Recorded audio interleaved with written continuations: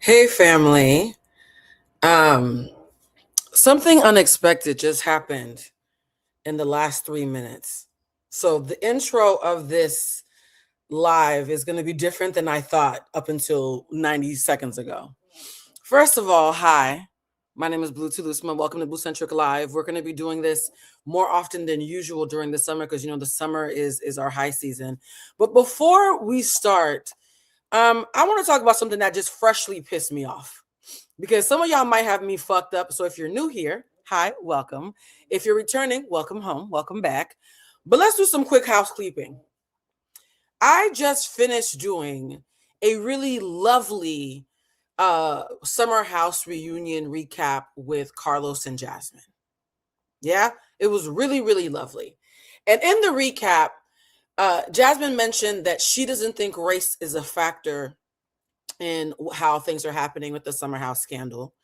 And I just adamantly disagreed. I think race is the factor in what's happening with Summer House. And for those who don't know what's happening in Summer House, a Black woman who is an amazing supportive friend to a white woman going through a heartache found out that white woman that she was coddling and taking care of and affirming went behind her back and slept with her ex-boyfriend. And it conjures up all these things of how Black women, when they're being supportive, are mammified, how their strength is seen as a resource and not a part of our humanity, and how white women in particular feel like we're not their equals when it comes to desirability, but we're their mothers when it comes to taking care of them. All of that to me is incredibly racial, right? And in the conversation, me and Jasmine are adamantly disagreeing, and we get to a point where I start to point things out. She's like, oh, I can see that. And I say, sis, do you see what I'm saying? She's like, oh, I can see that too. I just have my own opinion, but I see that too. And we're having a great, rigorous conversation. Why is it when Carlos puts up a clip of that, of us having what ended up being a great conversation that ended in laughter and joy, and me, Jasmine, and Carlos saying, can't wait to do this again next week? Somebody writes in the comments, ooh, don't have Blue back on. She's doing too much. Poor Jasmine. Basically, positioning me as the big black King Kong bitch just because I had a different viewpoint. Acting as if two women cannot disagree, have passionate discourse, and land somewhere good. Bitch, you got me fucked up because one thing we're not about to do, and this is why I'm angry about this. This time last year, me and Jessie Woo had gorgeous conversations about Love Island. We infused emotional intelligence, cultural competency, historical context. It was so amazing to have a big personality like Jessie Woo and a big personality like Blue Chalusma be able to have such beautiful conversation, not always agree, but always be sisters. And do you know what y'all did? Y'all pitted us against each other. Y'all couldn't stand seeing two strong, y'all let's use that term, strong black women. Y'all couldn't stand seeing two strong black women disagree and still get along. Y'all made it so fucking weird for me and Jessie that both of us agreed, ill, they're not making it fun anymore. And we haven't done anything a lot together since. Not because we had beef, because y'all keep on saying it's the men who are misogynist, and yet the internalized misogyny in you cannot stand to see two bad bitches get along. So before we came on, I told that lady not too fucking much. You don't know who I am. Yes, it is sad. We talk about the men. I've been going viral for the last 48 hours, right? I've been going viral for the last 48 hours because I was on Joe Budden on Friday. It went amazing. Sometimes we didn't. I was using the exact same voice I used with Jasmine. And when I did it with the men, it was like, yeah, get him, sis, get him. But the minute I do the same fucking thing with another woman, now I'm King fucking Kong. Now don't have Blue on. She's doing too fucking much. That is internalized misogyny. Ladies, we call it out in the men. We do it too, and it's bullshit. The fact that you were applauding me for 48 hours for doing something to men, but the minute I'm having the same energy with the woman, now I'm a black bitch. Not too fucking much. Let me breathe. I get so disgusted. Let me breathe. Y'all are saying I'm blurry. Let me make sure I check my Wi-Fi connection. That me getting so mad. The Wi-Fi got blurry. Hold on.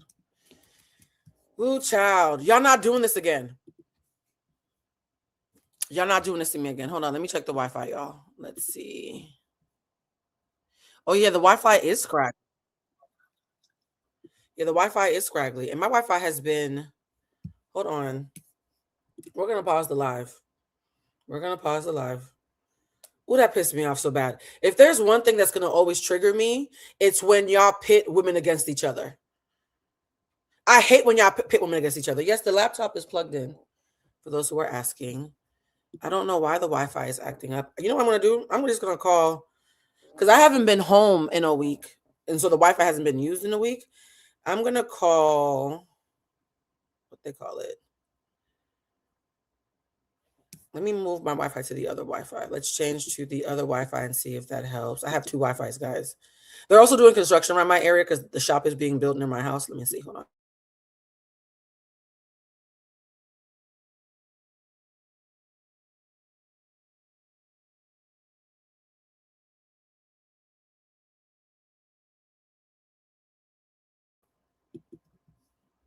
I'm going to switch it back one more time.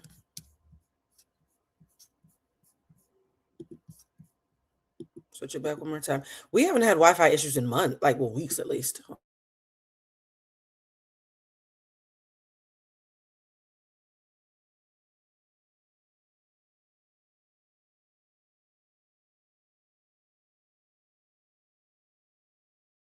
In real time, don't come in 5 minutes late and say it's blurry from 5 minutes ago, because then you're going to make me stop the show for no reason. So yeah, guys, we're back. Yo, I hate that shit. I hate that shit. I hate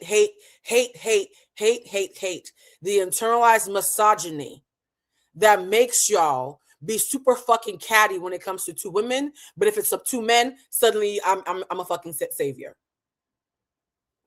Hold on. Let me go and accept the invite. Oh, I'm so disgusted. Carlos, if you don't see me accepting the invite, it's because that bitch just pissed me off. Yeah, I called her bitch. Yeah. If you want to have internalized misogyny, and on this show, bitch is gender neutral. And you're lucky I don't block you, because I am in the Jackie Ina school of blocking people. Okay. Let me breathe. Let me breathe. Woosah. Oh, there is a response. You got it, sis. Thanks for sparing your time. Girl. Somebody said, calmly, professionally, and respectfully having a mutual conversation with a peer on a panel classified as doing too much. If you lack the capacity to listen, to understand other perspectives other than your own, maybe that issue is with you. Yeah. Y'all, what a way to start the show. Sorry. There are very few things in this world that trigger me. Watching women be misogynistic to other women is pretty high on that list. Oh, you better. Oh, yeah, maybe I should block her. No, I'm not. Child. Shout out to the raindrops who let women be whole people. Shout out to them. All right, let's start the show. Although I do think for anybody who's new to me, who might have found me via Joe Budden or who saw me on TikTok somewhere, I need you to explain, to understand what I'm doing is not performative. The way you see me speak on these shows, the way you see me speak on these panels, that is actually my real personality. The reason why somebody said, Blue, you never miss. The reason why I never miss when I'm on a show as a guest is because I'm being hired or being brought on or being enlisted to be myself. I can't miss if I'm being me, right? Being authentic means that you don't ever have to miss because you're being authentic. And I think what happens is a lot of you forget that these talking heads that you see on screen are real people. The authenticity that you're responding to means that I can see you back. You're not just talking at a voice or a wall. I can see you back. And I think that's a great segue for Love Island, right? Because I do have a lot of resentment for how y'all did not let me and Jesse just do our thing without making it nasty. Last year, y'all would flood here. Oh, Jesse disagrees with you. Go on her page and tell her about herself. Y'all made it nasty. I'm telling you this year, never again. I don't care what anybody else who is a cultural commentarian says. Stop weaponizing my voice. My job isn't to make other people feel small. My job is to tell the truth as I know it best. Right? And the way y'all tried and failed, but tried to weaponize me against other content creators, other social commentarians, we're not fucking doing that this year. If your fave disagrees with me, that's okay. If your faith has a different take, that's okay. Stop telling on people and filling up the comments about other people in my fucking house. Make sense? Usa. By the way, guys, for those who've taken my class, that is called sacred rage. When somebody has you fucked up, and rather than using your rage to be bitter, you use your rage as a way to inform better discernment moving forward. That is sacred rage. That's what I'm experiencing right now is sacred rage. I care so much about my people. I care so much about Black and brown people. I care about my allies as well, right? I'm not anti-white. I'm anti-white supremacy. That makes a difference. I care so much about building true, healthy, rigorous community that whenever the call is coming from inside the house, I'm going to get upset. Because how dare you have proximity to me and undermine what we're trying to build together? How dare you have access to me from inside the house and undermine what I thought we were trying to build together? So ladies, when you see me get mad at you, it's because we can't spend all this time talking about the men just to come into the house and shit the bed ourselves. Actually, you can. You just can't do it around me. Make sense?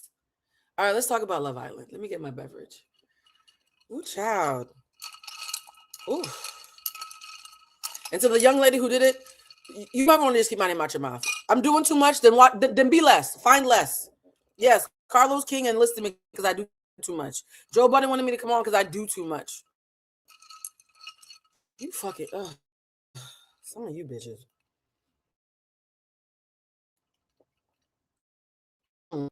Somebody said, "Blue, we need the pup for the first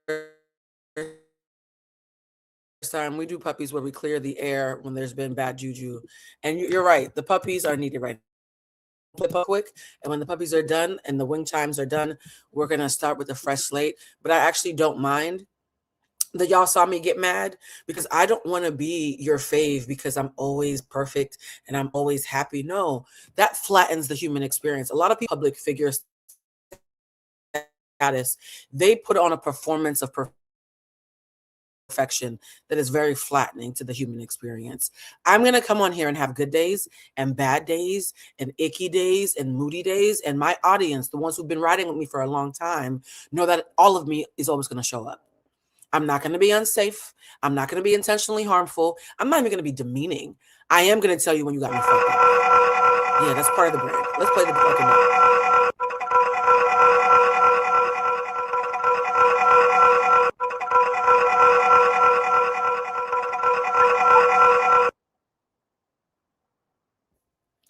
Ciao.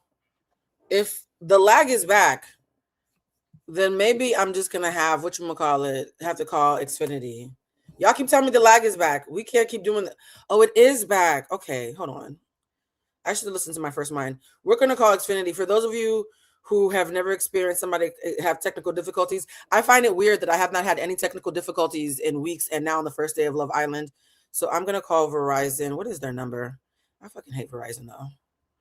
Should I try to do, hold on, let me actually try to do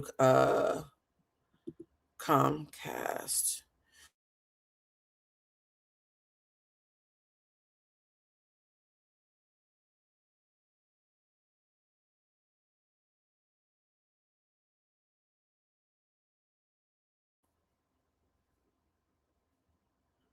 Let's see.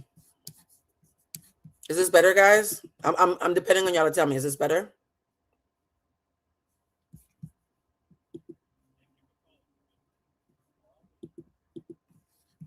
Mm-mm-mm. Oh no, it does not look any better. Y'all, do you know what I'm gonna do? What I'm gonna do is I'm gonna have the Love Island video play, and hold on. No, I don't want to actually do that. This sucks. I'm gonna have the Love Island video play and see if I can call Comcast, because if you guys are gonna keep on saying it's lagging, I don't want to do the show if it's lagging. I'm the kind of person who will literally shut down the entire live, call Comcast, get it fixed, and come back. I'm the kind of person who will do that. Let me see, Verizon customers, and you know what I hate about Verizon? They have auto pay, so they're getting my money regardless. All right, let's just start the show. This looks fine now. I'm gonna see how far I can get with this internet because I'm no longer on Verizon. You know what I'm gonna do?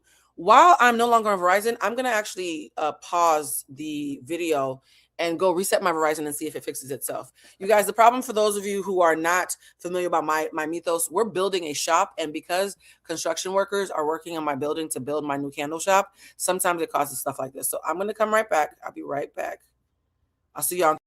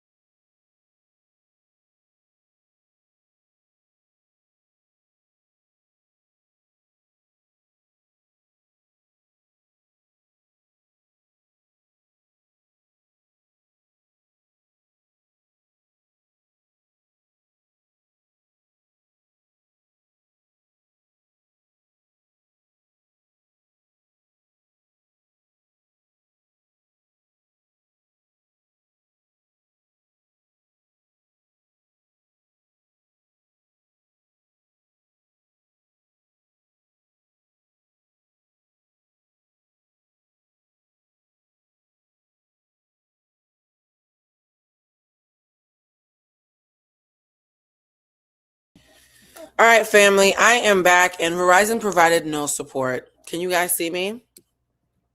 They had me on hold the entire time and never came back. Can you guys see me? We're going to have to push through. Can you guys see me? I'm going to wait for a response. I'm so angry right now. I'm so annoyed right now.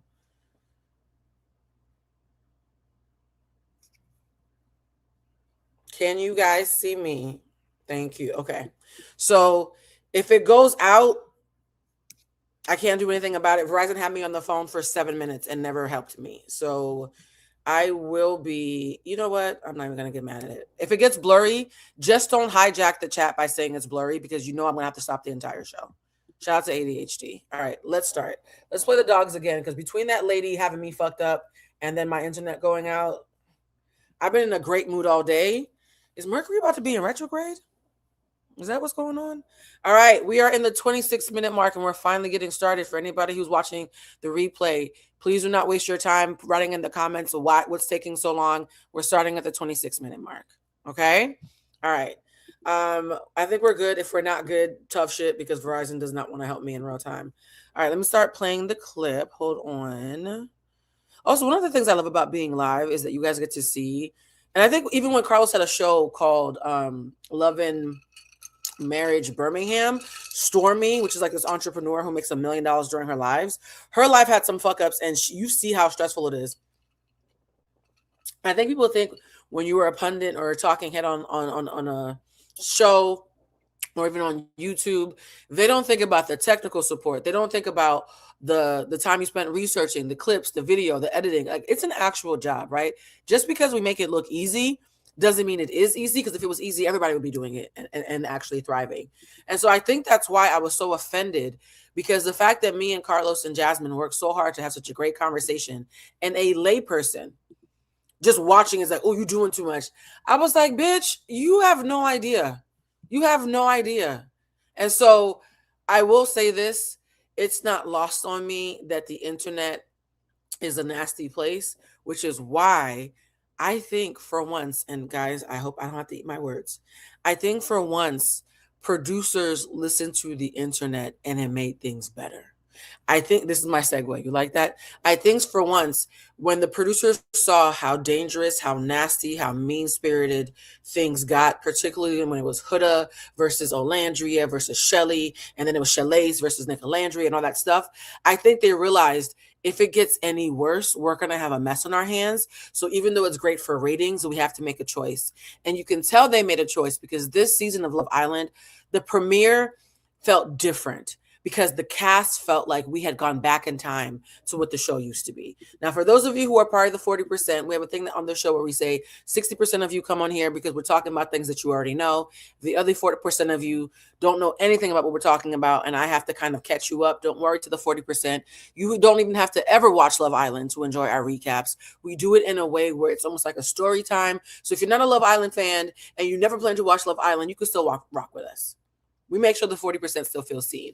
So before we get started on Love Island this season, I want to show a clip from our friend EJ. Y'all remember EJ came on last summer when we were talking about Nicolandria. And EJ has a word to share about what's happening across the pond in Love Island, UK. OG Love Island fans know Love Island became a huge sensation in the UK. I watched it when it started in the UK. I'm an Anglophile. I love a lot of British television. And I remember thinking, oh my God, I wish America was as unified behind Love Island as UK was. Then I think it was season 6 with Serena and Cordell and all those people and Leah and them, right? The the Powerpuff Girls. When they became big, suddenly season 6 was when America finally had a hit on their hands. Here's the thing, though. When you have a hit, it becomes a formula. Season 7, last season, is when they saw the formula of having 2 Black girls and a racially more ambiguous non-Black girl be a trio was a cheat code for America's hearts. And last year, they thought that Shelly and Olandria and Huda were going to be the new Powerpuff Girls. Unfortunately, Huda ended up being a demon. I don't know how else to say it. Huda ended up being a demon. For those who are saying, how do you watch UK? You can either get a VPN and watch it on a UK network, or you can wait for the delayed post that they have on Hulu. I think Hulu has now finally started doing the UK. I'm not sure if they're doing it this year, but in the past they've started doing it. I'm a VPN girl. I like to watch it with the country I'm with, but you can either do a VPN or watch it on Hulu. But according to EJ, because I'm actually not watching the UK this year, I thought I was going to until I saw EJ's clip. Let's see what EJ has to say about why Love Island. Sorry. Oh, that was a little sorrel burp. For those who want to know what my drink is, I'm drinking Estelle Sorrel. Our friend Estelle makes amazing sorrel, which is just a West Indian version of hibiscus, mixed with some mango and what else? Sorrel, mango, and some herbs and spices that are supposed to be good and anti-inflammatory. I'm currently on an anti-inflammatory diet. God, that is delicious. Oh, I might have put a little margarita mix in this. Fuck. Well, it was almost healthy. So I added the more. I'm like, why is this delicious? This is supposed to be an herbal drink. Okay, I might have turned my healthy drink into a margarita. Oops. But yeah, so Huda ruined the plan of the producers, because the producers thought that Huda and Shelly and Olandria were going to be the new Powerpuff Girls. Instead, they went viral for reasons that they did not expect. It did really well until it peaked into a place that was dangerous. And because of that, this season is different. But EJ is saying the UK might want to take a note from America. I never thought I would hear the day where I would be saying that about Love Island. But as America is ascending, it appears that the UK is on the decline because the UK girlies are not watching Love Island. If you are a UK girly who's watching Love Island, let us know, because EJ is saying the numbers say otherwise. Let's watch this real quick. Put y'all on to the team. Love Island UK just debuted yesterday with only 600,000 viewers for the debut. This is the lowest debut that they've ever had in Love Island UK history. In Love Island history, period. You see what happens when you don't put black people on there? By the way, yes, hibiscus is for blood pressure. That's why Estelle has given me vats of this. She's doing it to help me with my health. Nobody, no shade. Nobody want to watch them, all them white people, yo. You can't be mad. Not even the white people want to watch it. You see? That's what happens. Hopefully y'all learn next season. You bring in a little color. Maybe you bring in a little color. The views will go up. Now, here's the thing that makes me nervous about that. Now that they know that the winning combination for Love Island is to have a black woman be centered in a way that she's not often centered in the real dating streets, because manosphere. How inauthentic is it about to get? Because I think we're already starting to see with Love Island USA, they're leaning really heavy on black women to get viewers the same way the Democratic Party used to. And we see how that ended. It didn't go too well. But we can't relate. We can't relate. Sorry. Y'all did my girl Angelista dirty. No shame. Ope don't even like black girls. He said a white woman with blonde hair. Yeah, the fact that y'all keep on casting on the UK side black men, African men, super chocolate, tall, sexy, white teeth, Nigerian, Ghanaian men who only like blondes. And then you'll put him on the stage with a girl who looks like his sister and then wonder why he don't want to kiss her. I'm just saying. And y'all couple her up with Angelista. It's giving y'all just throwing two black people in there. And you know, white people, they can watch that show all they want. But let's be real.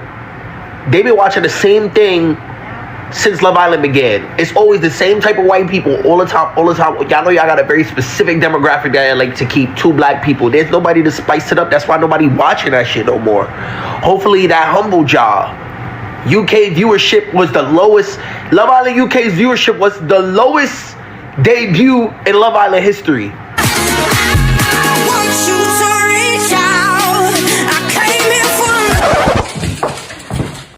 Yeah, apparently that's what happened to Dasani. What's the girl's name? Vesuvius. What's her name? Vacuum cleaner.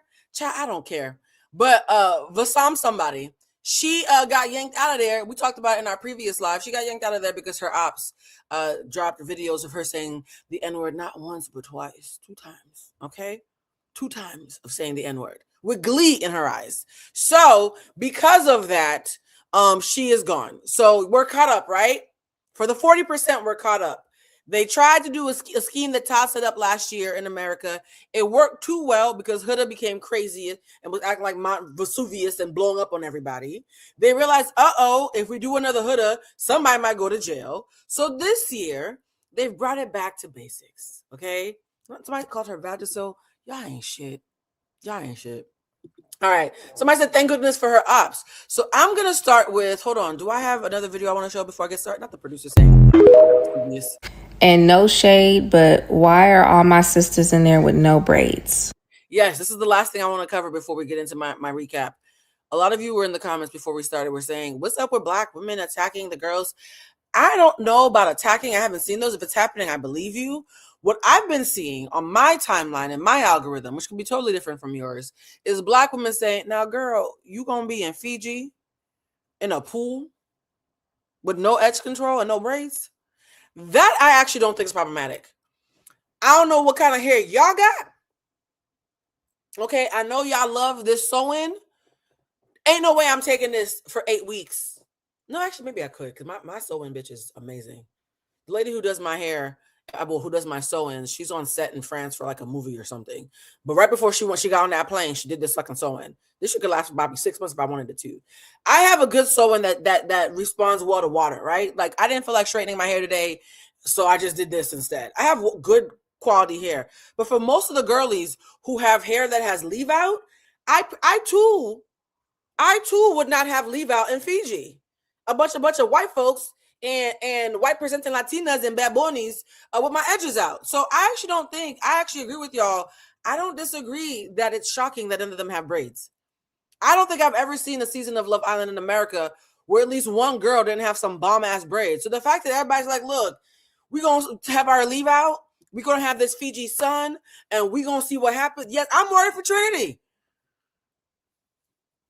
Unless Trinity got a suitcase full of wigs that we don't know about. That's the only thing. Maybe she doesn't have a sew-in. Maybe that's a half wig and she got 6 more in the tuck. Trinity, if that's the case, sure. But if y'all walking around Fiji with these white folks and leave out in the Fiji sun doing 16-hour days by the pool, I don't think it's problematic to be concerned about that as a Black woman, personally. Oh, shout out to the new member. Shout out to Jazz2799 for becoming a member of the Blue Crew. Why are all my sisters in there with sew-ins? Yeah. You're in Fiji. Why do you have leave out?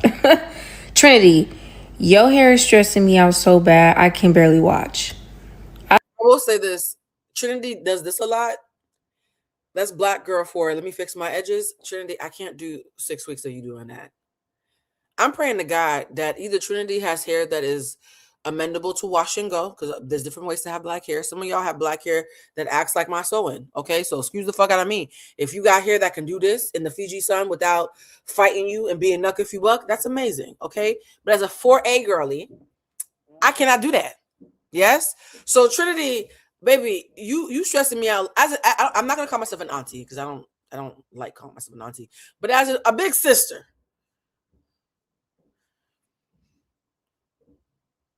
Why don't you have your vacation hair as a big sister? That's all I'm saying. I seen somebody say she was already gluing tracks in. Like, it's about to be a long summer. Love Island did their big one with this season. So it's about to be a long summer because number one, everybody's of color except for Kenzie, right? This is probably Kenzie and Bryce. I think they only got 2 purebred whites on the show as the opening cast. I've never seen a ratio like this in any Love Island franchise because y'all know there's a Love Island Canada, there's a Love Island France, there's a Love Island South Africa, there's Love Island just everywhere. There's Love Island on Mars, baby, okay? So there's a million Love Island franchises. I've never seen a ratio of 10 people, only 2 of them are white. And I'm saying pure white to be facetious, but also America with 3 Ks, right? To have 2 white people and 8 others is astounding. So I want us to, before we get into the fan reactions, I'm going to remove this. I want us to get into what happened during the season premiere because I was on a flight. I was on a 6-hour flight from Boston back to LA because after I left Joe, I'm in New York. I went to Boston to go check on my mom because I can't go to the East Coast without checking on my mother and my sister. Then I came back. And on the flight, I was like, well, I'm stuck on this plane. Let me just take notes. So let's go over some of my notes, guys. Okay? Let's go over some of my notes. Number 1, Anaya.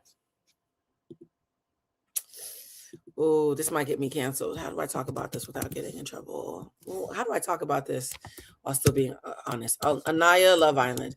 Y'all know that we were caping for Anaya because we felt like Anaya had been whatchamacallit, the producers were being mean to her. I'm going to do a screen share real quick because I have something unpopular to say and I might lose some of y'all on this, but because I'm compulsively honest, I'm just going to have to eat it, right? All right. So I'm going to put this on the screen right now. This is Anaya. Hold on. Is this Anaya? No, Anaya is right here. Yeah, this is Anaya. Now, the Anaya that we saw that made us upset. Wait, where's the picture? I hate when it does this. I hate when it jumps to something else. The Anaya that we saw, let me see if I can make this bigger, is the girl in the purple, right? And we all said, this is messed up. Oh, this is her father. Her father's in the NBA. We all said, this is messed up because Anaya doesn't look like this.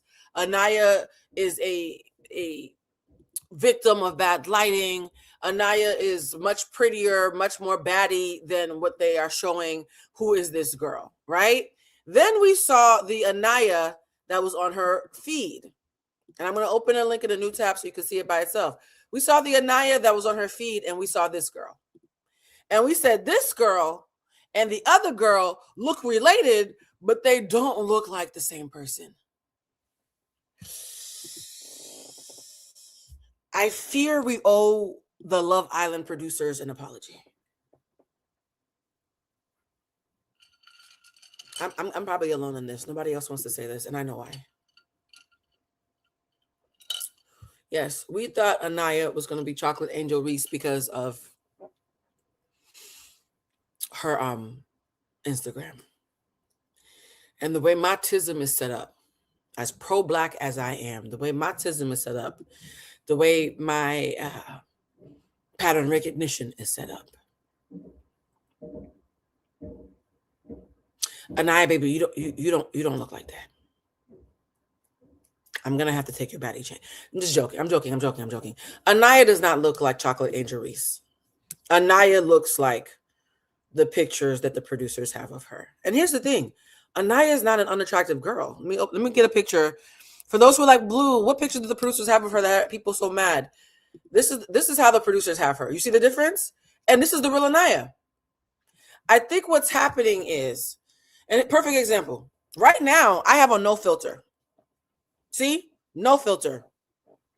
One of you assholes came on when I posted a video of me and my sister in the sun roof of car, right? Her car had a sunroof on top and the sun was shining really bright. You guys know when you are in a sunroof and you have full beat of makeup, your skin looks very orangey because the sun is on you, right? So I have the picture of me driving with my sister / assistant to Joe's studio to do the show. And then I'm talking and my sister makes a joke about wanting to motorboat my boobs and we're kikiing and laughing. Somebody, it got deleted because it's fucking rude. Say, Blue, you're too pretty. You don't need no filters. And the guy goes, baby, I didn't have a filter. That was the sun.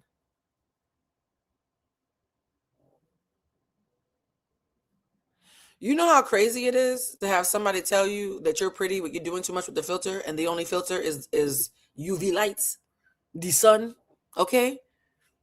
To the asshole who said that to me, Blue, you're too pretty. Why do you have this heavy filter on? The filter was the sun, my guy. Again, this is my face, right? It's called makeup. Now, my friend D, who does my makeup, is an amazing makeup artist. Do I look drastically better with makeup? Sure, that's kind of the fucking point of wearing it, yeah? But again, this is not a filter. This is not Facetune. So I was defending Anaya thinking that y'all were just being assholes. Somebody said, Blue, you look like a 20-year-old in those JB clips. Now, and you know Joe Budden don't use no fucking filters, right? So I'm thinking, oh, poor Anaya's like me. People are seeing her face beat. They're used to seeing her in another kind of way, and they're being mean. No, I think Anaya's using Facetune. And the only reason I'm saying this is because, again, pattern recognition, I came down so hard on the producers for catfishing us that now that I am looking at Anaya and on the camera and realizing they didn't catfish us, I do feel like I have to apologize. So yeah, for everybody who said the producers catfished us, no, they didn't. Anaya did. Okay, that's not a strike against her. It's just me being on the record telling the truth. Does that make sense, guys? I feel really bad saying this, by the way. Somebody said fillers and lighting changes the hue on our complexion.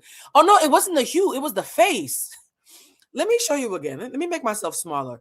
We're not talking about the hue. We understand color. Y'all know I'm always talking about how I'm a dark-skinned black woman, but because of good lighting, y'all don't let me call myself that. This is a whole different face. This is Anaya, according to the producers. I'm gonna do it one more time so we can put this to bed, because I do feel bad for talking shit about the producers, and maybe they weren't wrong. So this is Anaya via the producers and via camera and via us having eyes, right? And this, one more time for the folks in the back, this is Anaya on Instagram. And I don't know if it's too small for y'all to see. That's not the same girl. Only one of them looks like Angel Reese. So I'm going to put the producer fucked up Anaya thing to rest. They didn't. And yeah, that's that on that. All right, let's go back to the show though. Okay, so Anaya walks in and I said, ooh, Anaya, baby, you had me cussing out the producers for no reason. I'm going to have to walk this back on the next episode. Somebody said, Blue, you know you are fluorescent brown. Y'all keep on saying I'm a bright skin, dark skin. I'm still trying to figure out what the fuck that is. But yes, Anaya, let's be fair. If the producer's bad lighting version of Anaya and the lighting that Anaya had in her catfish came together, that's the real Anaya, right? The producers did light her poorly, but that actually was her face. So the first thing I thought was Anaya walked out first. And my first thought was, just like last year you started with Shelly. This year, you're starting with another black woman. Y'all are trying to do it again. But you know what? I don't mind it.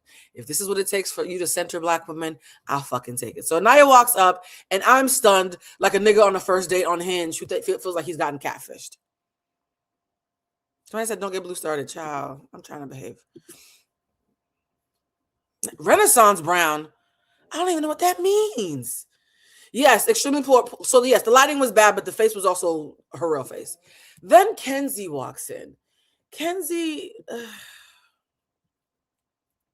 is the blonde girl that we all were concerned about being MAGA. In fact, I'm going to open up this Entertainment Tonight thing that shows all the cast members, so that way we'll be able to look through the cast together, because I feel like for the 40%, y'all need a visual. So Anaya walks in, and I'm like, ah, shit, we were catfished. Then Kenzie walks in. Kenzie is the blonde girl with the pink bikini in this picture, right? Kenzie walks in, and instantly I'm like, yo, she's ditzy, not evil. Because when you hear MAGA, you're thinking, oh, she's going to be she's one of those ditzy blonde girls. I'm like, okay, Kenzie is an airhead who's bad about astrology. You know how I know Kenzie's an airhead who's bad about astrology? She said, I knew my moon was in Gemini because I get moody at night.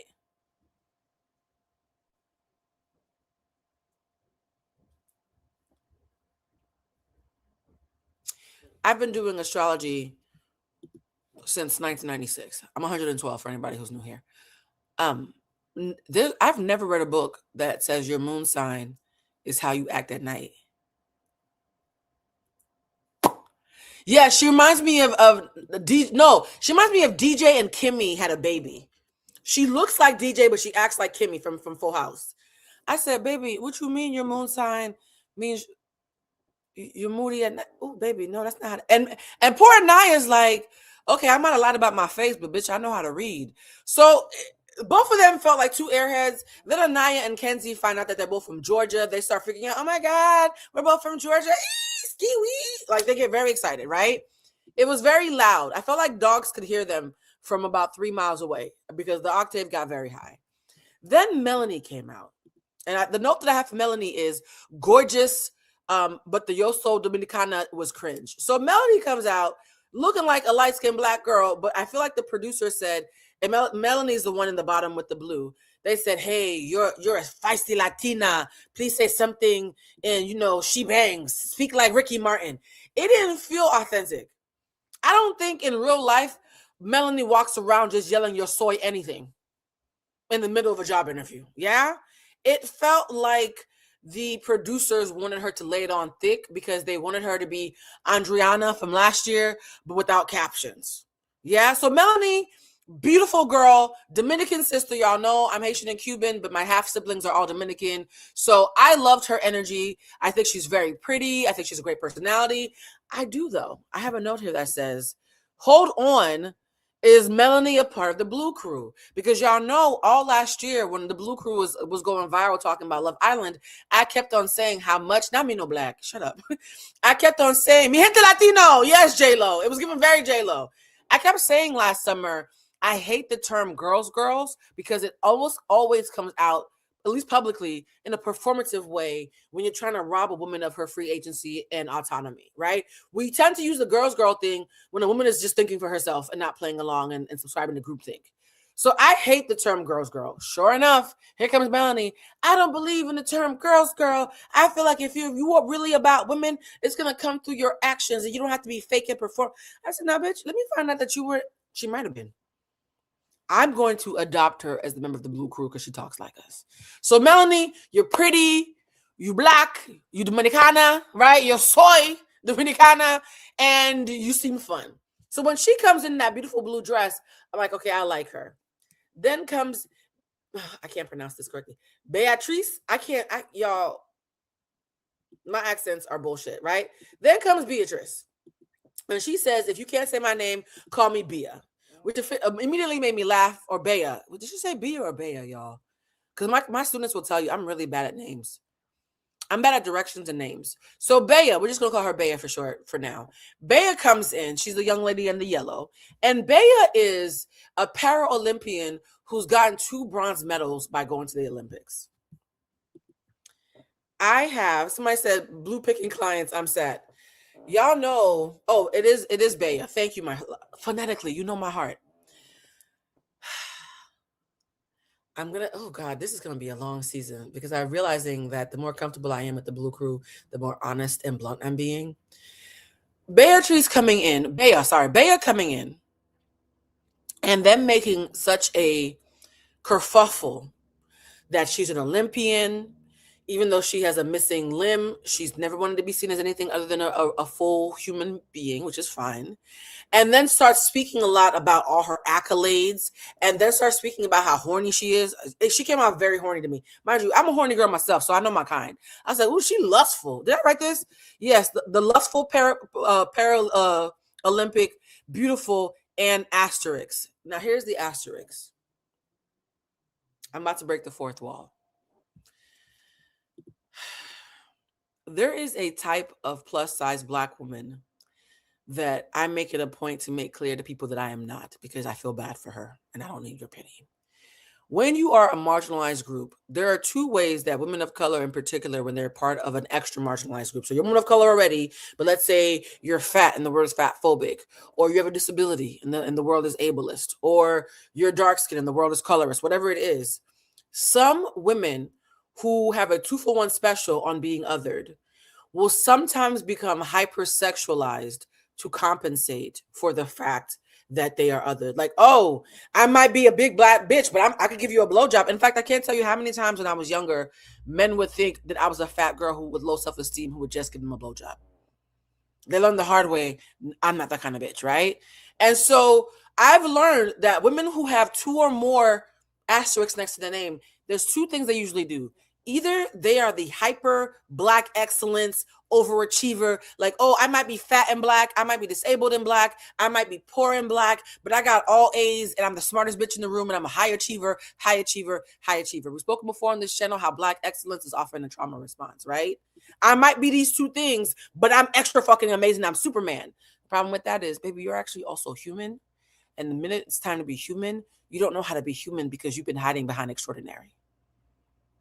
And those quiet moments where your flawed humanity is the thing that needs to be affirmed and highlighted, you don't know how to receive love in that way because you've been hiding behind excellence. Then there's the girls who are hypersexual, right? I might be a big bitch, but your daddy wanted, right? Those girls make me nervous. They make me nervous. Here's the thing about me. I am a woman who is smart and hypersexual, but I make it a point not to lead with either.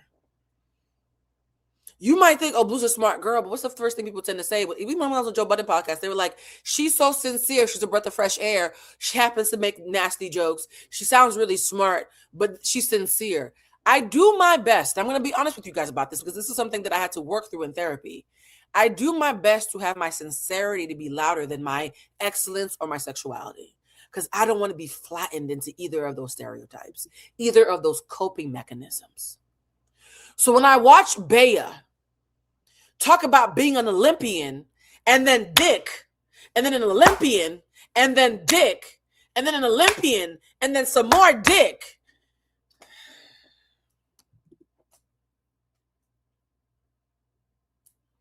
it's a lot. It's a lot. I'm not saying she don't mean it. I do think that she's subconsciously overcompensating. I think her and the producers, because the producers ask you leading questions and the producers cut the edit, right? The producers are the ones who edit it. I think the producers thought that having Bea be this excellent Latin Paralympian who likes to suck dick and so amazing. I'm every woman. Trauma. All I heard was trauma. We get it. You're an Olympian and you like dick. Got it. I work so hard as a plus-size Black woman who is racially unambiguous not to fall into that trap. And I feel like whether she did it to herself or the producers did it, I don't want to spend the entire fucking season watching Bea be the horny Olympian who cracks jokes about her disability. There is a discomfort that makes that necessary that I can't unsee as an educator and as a coach who's been doing this for 20 years. I don't think this is a popular opinion. Yes, Olympian, dick. Bronze medal, more dick. Girl, we get it. You like some dick? I mean, who doesn't? But goddamn, right? And y'all know this is a lot coming from me. I'm a horny somebody, but I do my best to be more than that, yes? So with Bea, it was just, I got tired of Olympian and dick. We get it. You're an Olympian who likes some dick. So that's my thoughts on Bea. And if you are a woman who can be honest with yourself and relate about the crutch of excellence or hypersexuality or a combination of both being a smokescreen for you not just feeling comfortable just being yourself. Because you know what the funny thing is? When the Black and brown girls, when the Asian girls, when the plus size girl, when the dark skinned girls, when the fat girls are being excellent and horny and, you know, you're a blow up doll with a fucking mea cum laude, whatever the fuck, right? With a doctoral, like Cheyenne Bryant would say, extra I. The I stands for I made it up. When you're being excellent and horny at 24/7 as your only identity, the white girls just get to be regular, slightly boring people, and you and her end up in the same room. Right? A sexual Olympian and a mediocre white girl are going to end up with the same accolades in the same room with the same access. And so for me, part of my revolution is I don't need to always be the smartest bitch in the room. I don't need to always be talking about dick. I can just relax and be blue sometimes, especially in a setting when we're looking for love. I am praying that in the second episode, we see something other than the fact that Bea is excellent and likes dick. That's just a personal preference. It's nothing that she's done wrong. It's a granular thing that I'm peeping. Now let's move on to, let me look up, somebody's saying, yep, look, yeah. Somebody said, exactly. That's what I'm saying. I don't know if it's Bea or the producers or both, but they're painting her in that flattened, one-dimensional, excellent, magical Negro way that they do with Black women sometimes. And I don't like that for her because I want her to be able to cry and have a bad day without everybody freaking out. Then we saw Trinity. Let's go to Trinity because Trinity, I have some unpopular thoughts about Trinity as well. Let's go to Trinity. Trinity, what I wrote for Trinity, she's the one in the blue. I wrote for Trinity, really pretty bird, like a black dove. Trinity is so pretty. It's like if a Disney movie, you know how in The Princess and the Frog, the prince turned into a frog for the whole movie? If Trinity was in a Disney movie, they would turn her into a dove. She's a beautiful black dove, right? Here's the thing that makes it tricky for me. Trinity's friends were the ones who were getting her in trouble. We talked about this on the last live because they were saying, move over, Olandria. Here comes Trinity. And Trinity is following Sierra. And my first thought was, I pray to God that as gorgeous as she is, she's not coming in with the intention to be the next Olandria. Fuck being the next Olandria, even though I adore Olandria. Be the first Trinity. Yeah? So I was like, Trinity, please, please, please, please, please, please, please don't be the girl who I suspect is trying to produce themselves into being the next Olandria.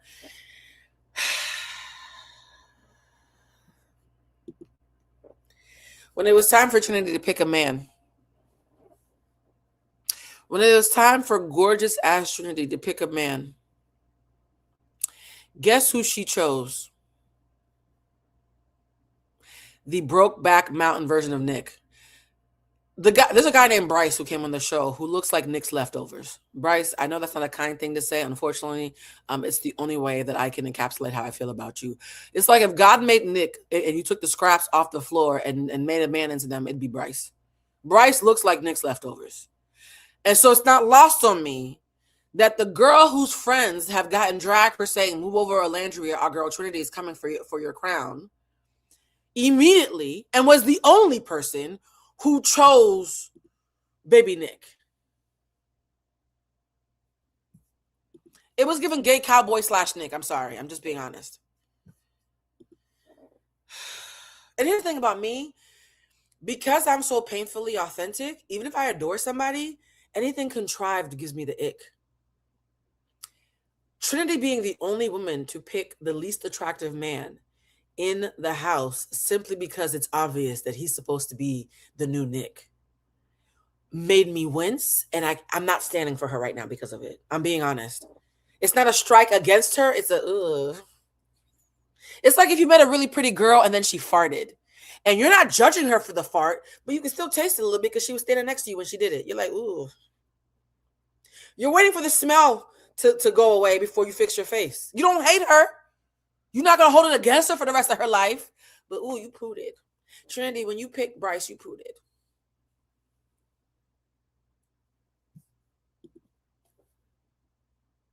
He's a DJ too, yeah. They literally picked a man who looked like, let me stop looking how he looks, a man who was clearly cast to be the Nick archetype. They clearly picked Trinity to be a girl who's cast to be the Alandria archetype. Trinity picking him made me look at her sideways like, ooh, that's a little heavy-handed. I'm hoping that when she comes out, she reveals. Somebody said, nah, Blue, what'd I do? I'm giving her a chance. She still pooted, though. Can I acknowledge that something smelled funny? Can I acknowledge that the shit felt funky? Yeah, so Trinity, all I got is you're a pretty bird. And not a bird like in a derogatory way. You literally look like a really beautiful bird, like a dove. So then I wrote, the girls are fun and lusty, clearly not influencers, which we covered that in the pre-show. Clearly not influencers, and I find this refreshing. However, I also found myself anticipating the boys' arrival after Ariana, who looks great as a brunette, talked to them. They had a segment where Ariana comes out and she talks to the 5 girls, and you see all their personalities together, and I'm thinking, all these girls are so likable, and you can tell that they're not influencers. You can tell that thank you for those of you who understand that we all saw the game that she was trying to play, okay? The girls who get it. The girls are lovely, right? Again, Trinity's included in that. I'm not a Trinity hater. I'm just mentioning she made a flub that I'm hoping she doesn't make again. And I'm like, these are really nice girls who are probably going to be like good friends unless somebody ends up being on some clown shit covertly, right? I like the idea that I watched all the girls talking to Ariana and did not smell a Huda. You know why? Last year, I immediately knew that Huda was going to be trouble.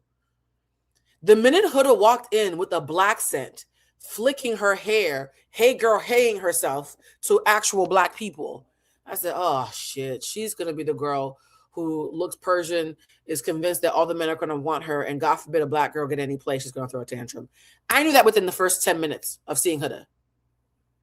Not wrong, just early. Yeah? So that ick that I got, well, I eventually got it for Trinity later, but that ick that I got about Huda in the first couple of minutes, I did not get that from anybody. Even Mackenzie, the alleged former Trump supporter, I was like, that's just Kimmy Gibbler from Full House with some dyed bleach blonde hair and not really good at astrology. Even that, she's fun. She's cute. Like what? Oh, you guys clocked her too. Good. So I was like, okay, the girls are actually fun. I can see these bitches being friends. I love this for us. Ariana's a brunette. There's no mean girls. You bitches don't even use the term girl anymore. Oh my God, is we free? It felt like we got emancipated. I was like, Juneteenth came early. Okay. So now I'm like, wait. Also, this is going to sound shady. Fuck. How can I say what that's like? Man, I'm just going to say it. Every year, I feel like the girls are much more attractive than the men. And that there's a bunch of gorgeous girls. And the men, we have the same feeling with Love is Blind. Between Love is Blind, Love Island, a bunch of the dating shows, there tends to be this thing of the women are amazing and elite, And the men are like mid, and you're like, yo, this is a microcosm of what's happening in the real dating world. A+ women having to date C+ men who also think they're A+, right? So it was nice to see the girls and be like, these girls are cute. Yes, including Anaya. I don't want you to think I think Anaya's unattractive just because I think she slightly catfished us. Well, Facetune catfished us. These girls are pretty, but they're around the way girl cute. And I've already seen the men, and the men are fine. Can I be honest? I don't mind a world where bitches can be cute and fine niggas pull up. I don't mind that for us. Can I be honest? Is that problematic? After season after season after season of mid men and top tier women, seeing regular cute girls with some fine shit, to use the language of the kids, I said, ha, we up. So I walked into this excited. I'm on the plane drinking my little mimosa, whatever the fuck the lady made me. Like, ooh, this is cute. This might actually be us going back to our roots. So then the men show up, right? And they start with Sincere. Sincere looks like a really sweet Dominican personal trainer who is an accidental fuckboy because he just wants to make everybody happy. And now he got 2 girlfriends. Right? No integrity, but also no malice. That's why he gave me the thing of, hey, I'm just here to have fun. I didn't know she liked me, but she cute. Why not? Oh no, she liked me too. Now I have 2 wives. You're sorry, Dominicana, right? So as somebody who's Latin American and then from a second family, because my daddy was a stereotype, and who knows a lot of people from the Caribbean and Latin America who also have the stereotype, I said he's a good boy who might be a bad husband. That city girls up. My first thought of Sincere was he's a good boy who might be a bad husband. And maybe I'm racially profiling him because he's from my own culture. But we know that guy. We know that guy who's an accidental fuck boy, but he has a good heart. Then we saw Bryce. I've already said what I think about Bryce. Bryce looks like Nick's leftovers. Somebody said he's Dominican. I don't know, but he looks like, here's the thing that's funny. He looks like Melanie's fraternal twin. In fact, one time, I think somebody said that when Sincere saw Melanie, the girl in the blue dress. Let me see Sincere. Let me go to Sincere on the thing. I forgot to scroll, guys. Where's Sincere? Actually, let's show Bryce real quick. This is Bryce right here. Sure. Bryce looks like Jim Carrey doing a Nick impersonation. I don't. And y'all, I'm usually not this shallow, but the whole point of the show is to be shallow. So I'm just adhering to the rules of engagement for the show, right? Sincere is the one with the ponytail. So look at Sincere and Melanie, right? At the bottom. When you see them talking, you can't really tell from the picture, but the 2 at the bottom ended up coupling up. When you see them talking, if somebody told you that was brother and sister or fraternal twins or cousins, you would believe them. And one of them even said, yo, you kind of look like me. So Sincere just looks like Melanie's brother, and they end up falling for each other. Look, they've done science. People tend to go after people who look like them or who look completely opposite to them as a way to supplement. So Sincere walks in, cutie. Bryce walks in looking like whatever he looked like. I don't want to keep disparaging him, even though the premise of the show is to be shallow, and I'm just following the rules. Then Zach walks in. Zach is Charlie's brother. Here's the thing about Zach. I hate his hair. No, I love his hair because it's nice and curly and full. I hate his haircut. His haircut just looks like, you know when you buy those wigs that are supposed to be a pixie cut, but the bang don't fall properly, so instead of looking like Halle Berry, you look like a church lady? I don't like his hair cut. I like his hair, but his haircut, I would like him to comb his hair back the way his brother did. Somebody said, Blue, can you embiggen the pictures, please? I would have to make myself smaller. So you want less of me? Is that what you're saying? You want less Blue. Okay. Y'all hear that? Y'all want less of me. So the only way to make the pictures big is to make me small. So there we go. So I hate his haircut. He has great hair, but the haircut, I hate the haircut. In fact, I just kept on waiting for him to move his bang every time I see him. No, y'all say more Blue. No. They told me to embiggen the picture. Y'all can't pick one, right? Zach's hair is pissing me off. I hate this hair. I hate it. But y'all see how much Trinity is beautiful and looks like a little Tweety bird? She's so pretty. So Zach comes on, and I'm thinking, damn, he looks fun, but I hate that fucking haircut. This sucks for me because now my tism is going to make me focus on his bang every time he's on screen. And that's exactly what the fuck happened. So I can't really tell you what this nigga said because I kept on waiting for him to move his bang. I couldn't stand it. Then we had KC. KC, for those of you who watched our pre-show, he is what they were calling baby chocolate in that video. KC, ooh, why is he smiling? KC, why is it okay? Why is KC's picture giving America's Next Top Model? How are you doing? Be who you are. I'm not calling him gay. It's just Pride Month, and he's smiling. For your okay. Despite this picture where he's looking like he wants to go shopping, KC's very cute and very attractive, and that's all I thought. Like, oh, he gives cute little brother. Like, I'm not looking at him as a sexual being, but he very much gives cute little brother. You know who I was looking like at like a sexual being and barked a little bit? Sean. Yeah, he's next to the pretty Tweety bird. Sean fine as hell. In this picture, he looks like a nice Asian man, but on the screen, he's a broad-backed Samoan-looking motherfucker. Y'all know I kind of like that shit. Yes, Baby Chocolate is who we're talking about. So Baby Chocolate, we talked about that in the previous video. But Sean was giving zaddy energy, and I thought he was very attractive. And when he started kissing people, I like that as well. Again, guys, I think I'm ovulating. Remember me different. So I find Sean attractive. I don't want to say too much on that because I don't want to be told that I'm sexually harassing the Islanders. My notes say Sean fine as hell, my God. And he picked doggy style. Oh, yes, we're going to talk about the doggy style game in a second because I want to play that game with y'all. So then Sean comes out, and I'm very pleased. And so I'm thinking, okay, this is a solid. No, y'all, stop trying to sell him to me. I already think he's attractive. So I'm thinking, okay, this is okay. Sorry for the person who wanted me to make it bigger. I have to come back so y'all can see my face. The fact that Sean is a cop, I'm like, damn, but he quit though. So maybe he's reformed, maybe whatever. So they all have the boys and the girls talking. I love this. For those who watched Love Island previously, you know sometimes you walk out and within 30 seconds you're being asked to pick somebody. I love that they all spoke to each other before they had to pick people. Because now Bea, who's the horny Olympian, is finding out that Sincere was a track and field star growing up. Sean is sharing that he's a cop with a kid.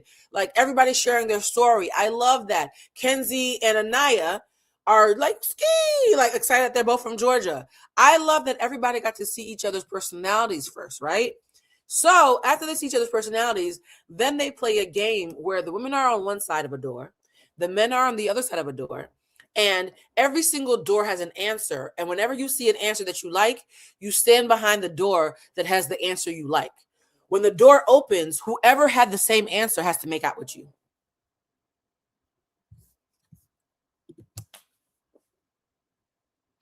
What in the mono? Is mono still a thing? Do we not get mono anymore? The idea that people are, we all gotta swap spit. So, one thing you're gonna find out about me this season is the one thing I don't like about Love Island is when you have to spit in people's mouths and swat. I don't like that shit. Saliva to me is sacred. I don't want everybody spit in my mouth. So they play this game. So I'm going to play the game along with y'all. Yes, guys, because it's the premiere and not much has happened. I thought before, for those who don't know, we're doing a Dominique Morgan deep dive right after this. 2 for 1, right? Because I was supposed to do it yesterday, but I had to fly back home early. Y'all, I'm supposed to still be in Boston right now, but I had to come home. So they play a game behind the door. So I'm going to give you guys, we're going to play along. Y'all ready?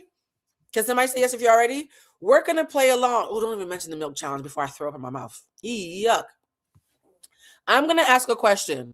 Each question is going to have 3 options, and you pick which you would answer because I want you to imagine who you would end up making out with. Plot twist. I ended up making out with Sean for the whole game. The fact that me and Sean had all the same answers, I'm just saying. Yes, guys, I know that Sean's going to end up disappointing me because he's a cop and a single dad, and he's probably going to say some problematic shit. Let me have this for now, okay? I'm trying to live in the moment. All right. The first question that they asked, hold on. Where are the questions? Did I write the questions? Or was I too busy being a hornball? Yes, the first question they ask is, do you like missionary, cowgirl, or doggy style? They asked, do you like missionary, cowgirl, or doggy style? I chose doggy style. By the way, don't judge me based on my answers, okay? We're all grown here. So did Sean. Let me see. Do I have any notes about who they chose? I said Bryce is a watered down Nick archetype, old school teen heartthrob. He looks like Zach Morris and Jonathan Taylor Thomas had a baby and then forgot to raise it. Oh, that's mean. Fuck. Okay, maybe I shouldn't read my notes out loud. Some of y'all pick cowgirl. Some of y'all pick doggy. I'm picking dog. I'm never picking cowgirl. My knees are not good enough for that. God bless y'all. So Sean picks doggy. I think Beatrice picks doggy. Do I have any notes on that? The next one was, oh yes, it says, I love the new pre-coupling segment. I'd rather have that than the lazy visual first impression. I just shared that. Then they ask, are you a dog person, a cat person, or a plant person? This is the next question, guys. Answer the question in the chat. Are you a dog person, a cat person, or a plant person? Now here's the gag. I am a plant person. Yes, please give me some of the. You guys, this is only the first episode. If you, are you new here? They're gonna have about 30 new people coming on the show. Y'all don't have to worry. So I'm a plant person. I knew for a fact ain't nobody I want picking plants. The fine shit picks dogs, so I picked dog. Right? There was a lot of action on dogs. Some people pick cat. Nobody picked plant. Now, poor KC and his smize is upset because he picked plant. Now, the reason I'm bringing this up is KC would end up having a meltdown for the rest of the episode that he picked plant. I know these kids are young, but my God. So he's freaking out because he picked plant and he's the only person who didn't get to kiss nobody for that round, right? Somebody said, I would have got KC, so I'm not mad. Exactly. I'm a plant person, but I just know the kind of man that I like when you should pick dog. Although maybe my new type, because I'm trying to have a new type, would pick plant. Then they asked the question, what's the next question? Are you somebody who never checks on your partner's phone, sometimes checks your partner's phone, or always checks your partner's phone? Now, Sincere showed his toxic side. Sincere picked always. I ain't like that. I picked never. If I have to look at my partner's phone, they probably shouldn't be my partner. I actually do believe in dating people that I can trust. If I can't trust you, then we need to stop dating until the trust can be restored. So I picked never, right? Sean and a bunch of other people picked never, but Sincere picked always. That tells me Sincere might have had some toxic exes. He later tried to clean it up, and he said, oh, I didn't mean that I always check the phone, even though that's literally what the fucking question said. I meant that I should always have access to your phone. I'm sure, I guess. Yes, it's not that deep. Then the next question was, are you, and this is the time where I knew the producers wanted these kids to get mono. Are you here for love or are you not here for love? And everybody picked for love because who the fuck wants to tell that they're an op on the first episode? So when you open the door, it was 5 girls behind that one door, 5 guys behind that one door. And now everybody had a free-for-all tongue kiss. It was just a kissing orgy. It was gross. This is the part where the lady asked me if I wanted a warm towel. I said yes, because what the fuck am I watching? I ain't like the kissing part. So when it's time now for them to pick people, let's talk really quickly before we watch the viewer reactions. Let's see who ended up with each other. Number 1, first of all, yes, Beatrice, and Sincere and Sean both have good looks, right? Because I was thinking about Beatrice and who she was going to pick. I was trying to preemptively predict. I said, well, Beatrice has a lot in common with Sincere because they're both in the track and field. Beatrice has great chemistry with Sean because they ended up making out for like 3 of the questions. Is she going to choose the person that she has compatibility with, like shared interests, or the person who she has chemistry with? I'm going to ask the audience the same question. Guys, answer in the chat. If you had to pick, my mouth is sacred. I agree. If you had to pick the person who you have compatible interests with or the person you have amazing chemistry with, who would you choose? I'm going to do this like Jeopardy. Do, do, do, do, do, do, do. Now, you know me so well. Now, Keith, y'all know I do that a lot. Like, because my Barbies used to make out all the time. Who would y'all pick? Oh, that's so delicious. My God. All right, let's see the answers. Horny girl would pick chemistry. No, I'm asking for you, baby. I didn't ask for horny girl. I asked for you. Chemistry. So I'm seeing chemistry, compatibility, chemistry, compatibility. So it looks like 2-1 is chemistry. Y'all want to know my answer? Actually, no.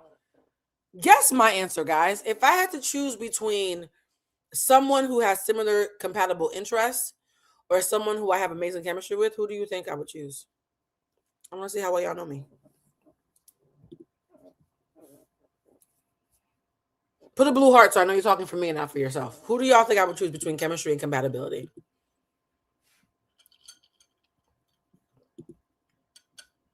That's what she said.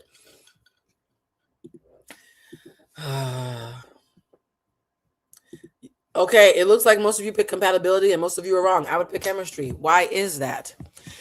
To me, it's not for nobody else. Compatibility, when you pick compatibility over chemistry, that's how you end up in, well, he looked good on paper relationship. Compatibility means you looked good on paper. For me, chemistry means you actually work for me in real life. Like whether it's our banter, the way we talk to each other, the twinkle in our eye, our similar sense of humor. To me, it's a trick question because to me, chemistry is a form of compatibility. If you and I have all the same interests, you're an academic, you believe in emotional intelligence, X, Y, and Z, but I can't laugh with you, I can't joke with you, we can't have a spark, you the homie. I will always choose, and also too, my chemistry tends to be based on substance. I can't have chemistry with a fuckboy who's fine but says crazy shit. I can't have chemistry. Well, maybe you can, but I'm too healed for that. I can't have chemistry with the Tory Lanez apologist who thinks that women need to shut the fuck up and be in the kitchen. I tend to have chemistry with people who I have some sort of compatibility with, even if we don't look like the usual suspects on paper. So because I've been in a y'all look good on paper, what's missing relationship, I would actually prefer chemistry because compatibility is something we can tweak. Chemistry is either there or it's not. For me. Okay? So I was like, Bea's going to pick chemistry. And sure enough, instead of choosing Sincere for compatibility, she chose Sean for chemistry. Trinity chose Bryce. Y'all already know how I feel about that. It says, Trinity chose Bryce. She clearly wants to do an Olandria and Nick remake. Please no, make it stop. I want to like her. Stop, Trinity, stop. Damn, I was upset. Yeah, Trinity picking Bryce was a red flag for me. But again, I'm not going to hold that against her. It's only one red strike. Then we see Casey's door was empty and he was devastated. This is what Casey said when he opened his door and wasn't no bitches. No bitches. Casey, as attractive as I think he is, nobody. Casey said, that shit is actually crazy. Doesn't feel good. It's actually awkward. He kind of spiraled. It was a quiet spiral, to be fair. But he spiraled. So now I'm like, oh no. Then I'm like, wait a minute. Is it because KC is the only non-ambiguous black one? I didn't want to go there, but it kind of felt like it. Anaya and Melanie both chose Sincere. I wrote down, Sincere's going to choose Melanie. I'm writing this before he even chooses because we all know this is what's going to happen. And sure enough, 30 seconds later, Sincere chose Melanie. I'm sorry, Sincere is not choosing Anaya over Melanie. And I'm not going to be an asshole and tell you why that is. But we all knew. We all knew, especially on a franchise like of Love Island in this ecosystem, that Sincere was not going to choose Anaya over Melanie. I'm not choosing you over your so Dominicana who looks like my sister, right? Then now Anaya has not been chosen. She's been rejected. And KC's not been chosen. He's been rejected. So they end up together as a reject couple, a friend couple, as they call it. Mackenzie chooses Zach, which is the brother with the bayang. She chooses Zach. And what's funny is white girls who are blonde know that British men love a blonde girl. Unfortunately for Mackenzie, she chose the only British man, apparently, who doesn't love blondes. Zach, in his questionable hair choices, said, I actually prefer brunettes. And apparently, that's the colorism of the white community, right? Blondes versus brunettes is light skin versus dark skin for white folks. So, I think Mackenzie's going to, actually based on the preview, I'm pretty sure about this. Mackenzie's going to crash out the way a light skin girl would crash out if somebody chose Lupita Nyong'o over her. She's like, what do you mean? But I'm blonde, though. What do you mean I don't like blondes? I'm on the winning team, right? Yes, EGADs. So if I always say that blondes and brunettes is the white version of colorism, and Mackenzie is going to, in subsequent episodes, have a complete meltdown, finding out that he prefers jigaboos, their version of jigaboos. So now I'm cackling on the plane like, oh no, he doesn't like blonde girls. What are the chances of you picking the one British nigga who does not like blonde girls? Anaya at one point shares that her father works in the NBA and she works as a marketing manager for his nonprofit. So I put Anaya is rich, girl. Be careful. Casey might be a baddie. So Casey gets stuck with Anaya, but when he finds out that her daddy was in the NBA, now suddenly he want to kiss her all the time. I don't.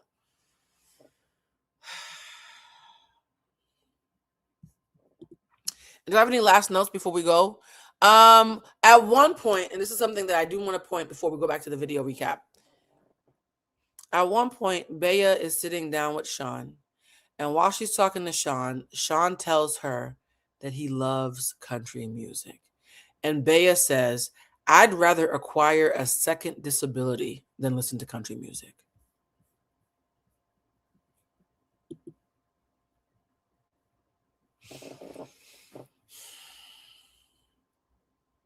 I'm not a fat girl who makes fat jokes about myself, not because I'm uncomfortable with my fatness, but because I am comfortable with my fatness, so I don't have to make it a punchline.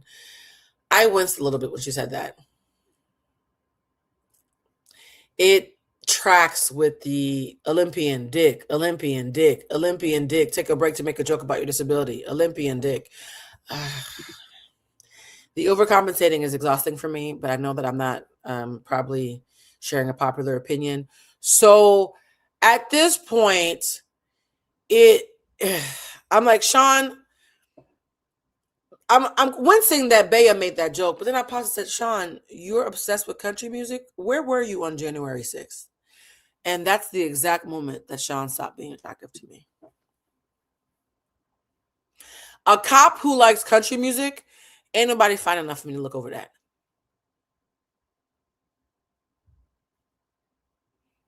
That's one wink too many, right? So now I want to see Sean's voter registration ballot. I just want to see his card. Who did you vote for last November? I have questions, right? I want to know, where were you January 6th and what did you check off in November of 2024? So Sean, the whole time that I'm talking about how Sean is fine, plot twist, Sean's not fine to me no more. I'm actually cool on Sean. That was the exact moment I was like, country music. Here's the thing. If you are a cop who likes country music and has an American flag hanging outside your house, I already know that we probably should not date. I was talking to my sister Mel about this the other day. I was like, Americans, Black Americans, and Latin Americans who are progressive are the only people who have fear struck in their hearts when they see their own flag hanging from somebody's house.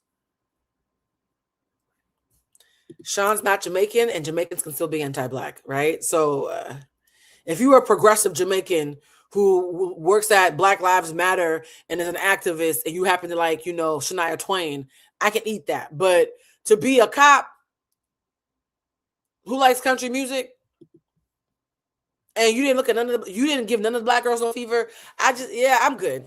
I'm good. I don't know, girl. It just means he's not for me. Or Bea. Because apparently, when they at the end had to decide, do you want to choose somebody else? Shit got funny because I think Bea was willing to look over him being a cop. I think Bea was wincing about him having a child. By the time he got to country music, I think it was 3 strikes and you're out. So let's see some of the reactions from the girls about Y'all, the cast actually feels authentic and everybody has like a real job outside of this, and I love it. Like, there's no influencers, there's none of that. I love the energy that they're giving off so far. And then on top of that, like, all of the girls are likable. Even Kenzie, I'm not even gonna lie, because I was scared for her at first. But Kenzie, Melanie, I think that's her name, Beatrice, Trinity, Anaya, I like all of them. Like, I fuck with all of them. Trinity is very funny. Like, when she said, Sincere, I think he was the one that said, I hope everybody works out here. And she was like, oh no, I don't work out. Like, she was just quick with that. I like how raw and authentic she is. I like how Anaya, she's very bubbly. All the guys are really cool too. Like, everybody seems like they're there for the actual like right reasons. Everybody seems like I agree.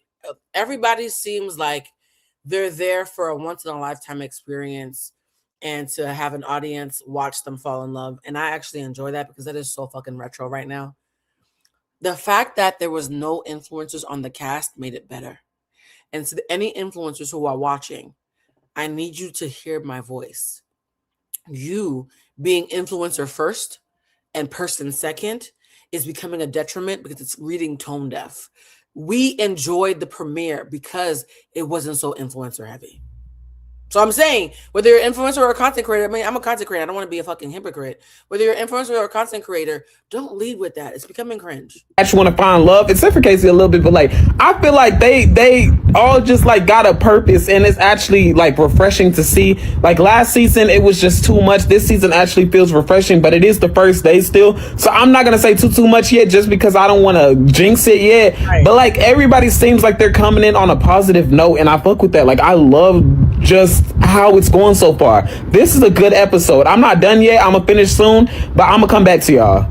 All right, Love Island episode 1, rapid fire thoughts. Number 1. By the way, I haven't seen a lot of these because y'all know how I do it.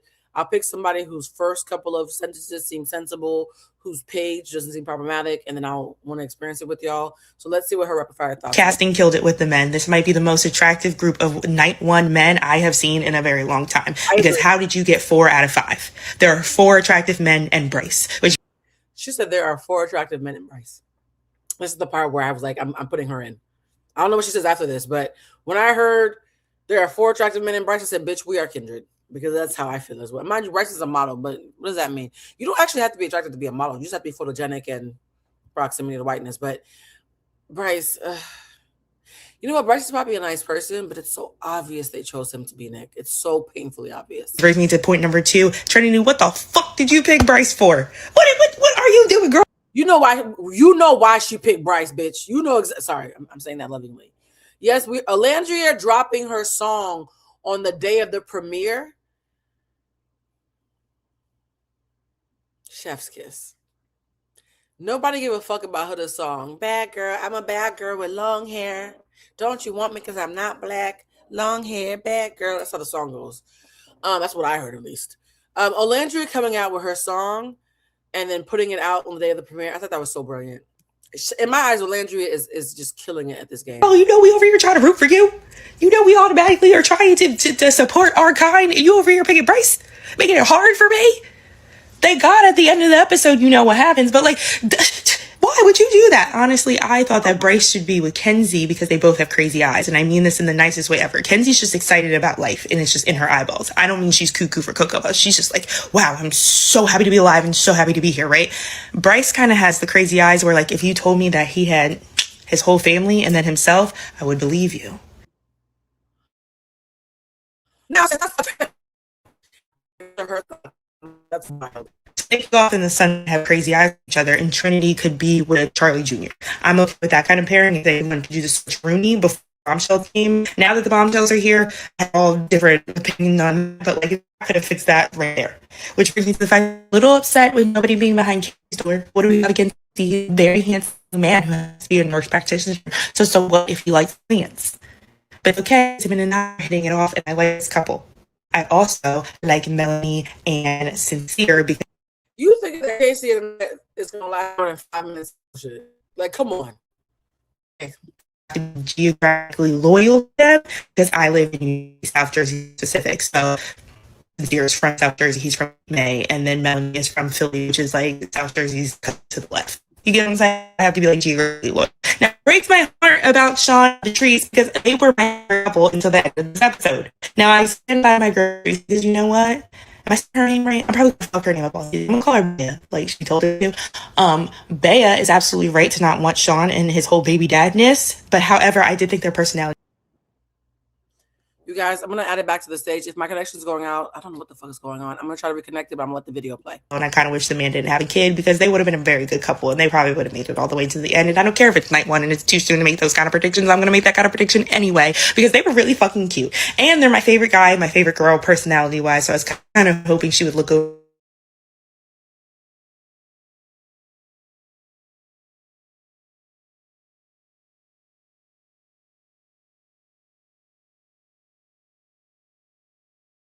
Thank you. I see what y'all trying to do here, but everybody's not Nikki Pooh. It's okay, guys, I tried to reset the internet. I don't know what's going on today. Guys, if the internet doesn't act right, we might not be able to. Yeah, I feel like every time we mention Huda, the internet goes out. That scares me. Hold on. Let me see if it fixed. Can someone tell me if it's better? Hold on. Let me see if it's better. This is so weird. We have not had internet issues in so long. This feels like a flashback to last summer at my old house. We have not had internet issues in forever. Can y'all tell me if the internet's working? I switched to the other internet. Okay. If the internet doesn't stop acting up, I'm definitely not doing the Dominique Morgan live today because that's too important to do with bad internet. All right, let's see. Where were we? The video, let's go back a little bit. Am I saying her name right? I'm probably gonna fuck her name up all season. I'm gonna call her Bea. Why can't I hear like she told us to. Why is the sound not working? Yo, what the fuck is going on today? Is Mercury retrograde coming up? I haven't had technical issues like even at the hotel. Even when I was taping from a hotel, I have not had this kind of absolutely right to not want Sean and his whole baby dadness. But however, I did think their personalities did click very well. And I kind of wish the man didn't have a kid because they would have been a very good couple and they probably would have made it all the way to the end. And I don't care if it's night one and it's too soon to make those kind of predictions. I'm going to make that kind of prediction anyway because they were really fucking cute. And they're my favorite guy, my favorite girl personality wise. So I was kind of hoping she would look over the fact that he has a kid, but she shouldn't look over the fact that he has a kid because you're right, Beatrice. You weren't dating men who had kid on the outside. Why the fuck would I fly to Fiji and date somebody who has a kid on the inside? Overall, great episode. Ariana, go back to being blonde. Thank you. I see what y'all tried to do here, but everybody's not Nikki Poo. It's in you, not on you. Do you see how even Ricky caught it? We all caught that play, Trinity. Please don't do that again. Right? Like that would I could care less. All right. This is really like a hate watch for me.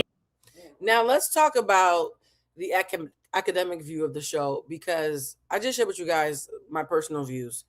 There are some academic things that ping for me. I do think that Love Island as a whole is anti-Black and ableist. I use the show as a launch pad to talk about emotional intelligence because it's what my audience wants, and it's a great way for you guys to learn something while being entertained. We call it edutainment. But shout out to Erica Hart, who did a breakdown of academically how short-sighted this is and how even them having Beatrice is a shallow attempt to be inclusive. And I know y'all say, oh my God, there's no way to make y'all happy. We put in somebody who is, a paraplegic and you still have an issue. It's not that. Having the person who fits the archetype isn't enough. How you approach them, how you frame them, how you treat them, the conversations they're allowed to have, that also matters. That'd be like saying if a job hires a Black person, racism has been solved at the company. No, how you treat the Black person, how you frame the Black person, how you empower the Black person, how much of the Black person's voice is allowed to be heard, how equitable do they feel to others, who are you centering in the room, that all matters. Just bringing somebody who checks off a box for a diversity hire is not enough to mean that you've done the work. And so I love how Erica and I agree that while it's great that they have Bea on the show, her packaging made Erica pause the same way it made me pause. Let's watch this real quick. I think it truly just continues to push compulsory heterosexuality, cis heteropatriarchy. It is ableist, it is fatphobic, it is incredibly anti-Black, and it is an example, right? It is a microcosm of what we are all navigating on a regular basis, okay? It is not just a reality show about love and beautiful people and desire. They're all anti-Black love. It's not just UK. They're all anti-Black. And them falling in love, right? It's also the capitalism, the fact that they win money if they win the show. There's so many dynamics here that it was necessary for me as a sex educator to discuss it. Now, I'm going to get into this new season. Okay, let's get into it. And the first person I want to talk about is Beatrice. Beatrice is a Paralympian. I think has won like 3 or 4 times at the Paralympics. And this is not the first time that Love Island has had someone with a disability on the show. And what they're doing with Beatrice is the same thing they did with Tasha Amber Gurry, who I talk about in my book. Only recently has the media begun showing people with disabilities in romantic relationships. Love Island featured just one contestant with a visible disability, Tasha Amber Gurry, who had a cochlear implant. Though conventionally attractive, thin, blonde, white, blue-eyed, producers focused entirely on her disability storyline, highlighting moments where she insisted on her being seen as quote-unquote normal. Rather than challenging the narrative that only able-bodied people deserve love, they exploited her disability for ratings. For the person who's saying that they've had people with disabilities, but most of them have been deaf, yes, we understand they've had deaf people, and it's the framing. Again, having a deaf person is not enough. The same way having a Black person and making them have to be the magical Negro, the Black excellence Negro who, has 3 PhDs, a doctorate, and, saved a baby while also saving the whales. That framing also can be flattening, right? Because this thing of, well, I might have a disability, but look at me, I'm also Superman. Why can't you just be a regular person with a disability? And why can't that be okay? Why do we have to perform excellence for you in order to be humanized in a way that the normal people don't? Like, y'all, it's deeper than just having them on the screen. And we are seeing that once again with Beatrice. And if you listen to her opening interview, she's saying, like, my disability never got in my way. Yes, and a visible disability is inherently different because a thing in your ear, a deaf person, even if they're deaf and they're dealing with it, you can almost remove yourself from the disability because they appear normal. And you're like, oh, she's so brave, and it doesn't have to visually offend me. Someone with a limb missing pushes you a little bit further than that. So even visible and invisible disability, I tell people all the time, I had a car accident. So when I go to the airport, I am a wheelchair assist because I have a herniated disc in my vertebrae from the car accident. That is an invisible disability. The way they treat me when I go for the wheelchair assist and the way they treat somebody in crutches is very different because it's almost hard to be sympathetic because you can't see my disability. People want you to perform it for them in order for them to really sit with it. So thank you for that comment. You're right. It was never adherent to me, right? And I think that the jokes that she's making about disability, I think can only be done from a person that is disabled. When she was talking about country music, that's fine. But the fact that this is about to be the through line on a show that is literally upheld by ableism is absolutely performative. Because if Beatrice said in her interview, I'm here to really dismantle ableism and the fact that this show has never centered someone with a disability, and I want to talk about how these systems completely impact how we are seen, and the fact that everybody at some point in their life, if they live long enough, will also acquire a disability, they wouldn't have been cast. Did y'all hear that? Part of how people who are marginalized get flattened while still being included is you can't inconvenience me too much with your lived experience. You have to be the kind of person who's like, I'm disabled, but I can do everything you can do. What's wrong with saying I'm disabled and I can't do everything you can do because I have a different lived experience? What's wrong with saying I'm disabled and I have to go through things that you'll never understand? Rather than expand the view of the audience to decenter themselves and pan out and take in someone else's lived experience, casting agents tend to find disabled, marginalized, minority people who assimilate well. And so it's like, see, I have this thing, but I'm just like you. What's wrong with saying I have this thing and I'm not just like you?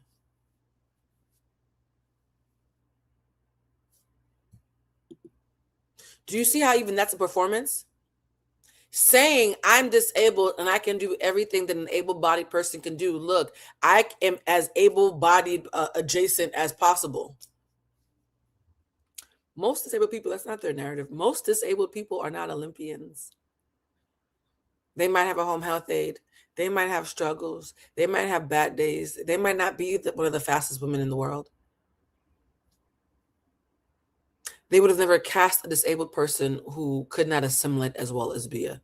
And so while I applaud her being there and I applaud her pushing through life and not letting her disability stop her, I also recognize that the kumbaya of her packaging is still centering the fragility of people who are ableist.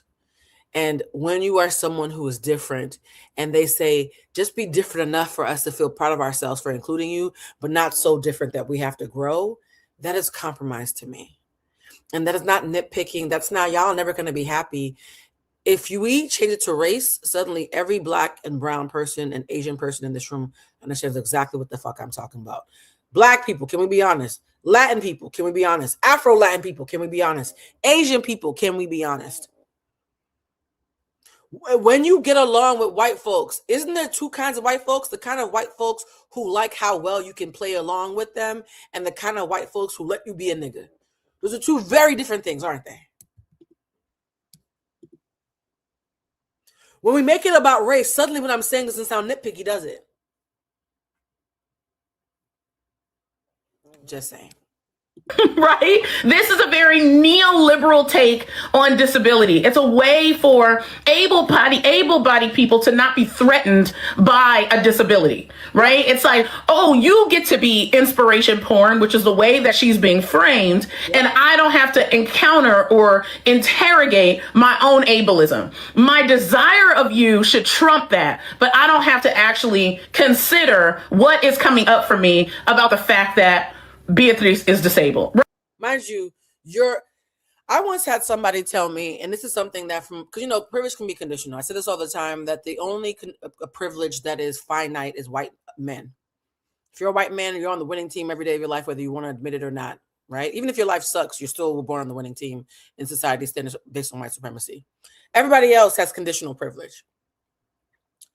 The fact that a thin, athletic Latina with good hair is considered the mainstream norm, and all they did was find one who's also an Olympian but has a prosthetic leg. I once had someone tell me when I was talking about fat phobia, she said to me, Blue, I love how much you are willing to talk about fat phobia and how comfortable you are in your skin, and you are built like a fat version of the ideal. You are a fat hourglass. So even though you a big bitch, you have a small waist and big titties and wide hips, you're just a fat version of what they wanted, which means, of course, they're going to be nice to you. Holla at me when a bitch with no hips and no titties gets the same kind of love. And I remember seeing that comment and being deeply offended at first until I paused. And said, oh my God, she's right. Oh my God, she's right. Like, what is they used to say, my friends back in high school when we were being ignorant and problematic? A bad-built bitch. Until a fat, bad-built bitch can get certain kind of niceties, I actually do have a privilege against someone who does not have just a fat version of the ideal. That is, what is it, shapeism? Y'all, there's a new ism every day, right? Even within marginalized groups, there are marginalized groups.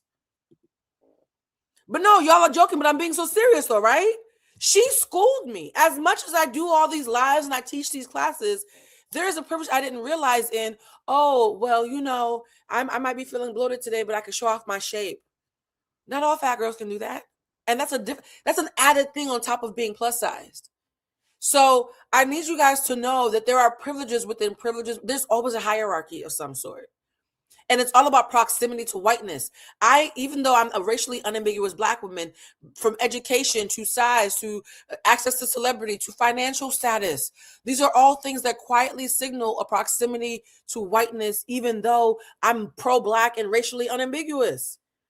We all have these little things that get us a little bit closer to the whites, right? And whiteness also equals being able-bodied. So we're not nitpicking on Bea. This is not her fault. We're just saying they casted someone who looks like everybody else and happens to have a disability, and she's an Olympian. So now it is inspiration porn. Because you're different enough for me to be like, ooh, look at you.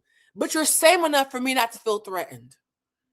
And I think it's important that we have these conversations, not just when it comes about race, when it comes about gender, when it comes about socioeconomic class, when it comes about education, and yes, when it comes to ableism. And I think a lot of people stop right short, even those of you who think you're very progressive, you stop short when it comes to the ableism conversation. And I saw a meme that I sent to Bridget and my sister today. Actually, no, I sent it to them yesterday. So it's funny that I sent this meme to them yesterday and Erica said it again in this video. That's how I knew I needed to include this. The meme said, if you live long enough, you will probably have a disability. Old age creates disabilities, right? My mother has been able-bodied, working 40 hours plus a week. We're actually closer to 60, working 60 hours a week on her feet as a nurse her entire life. She is now bedbound. She's also going to be 80 this fall. She lived long enough to be disabled. That's going to be 90% of our stories, right? Most people, if they live long enough, will acquire a disability. So this is not about, oh, let's have an open heart for people with disabilities. if shit goes right, if shit goes the way you hope, if you want to live a long life, this gonna be you.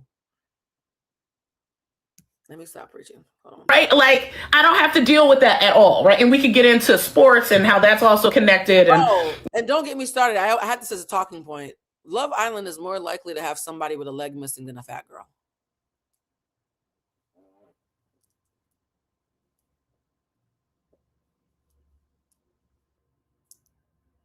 Can we sit with that for a second? Love Island is more likely to have a conventionally attractive Latina with a prosthetic leg than an able-bodied fat girl.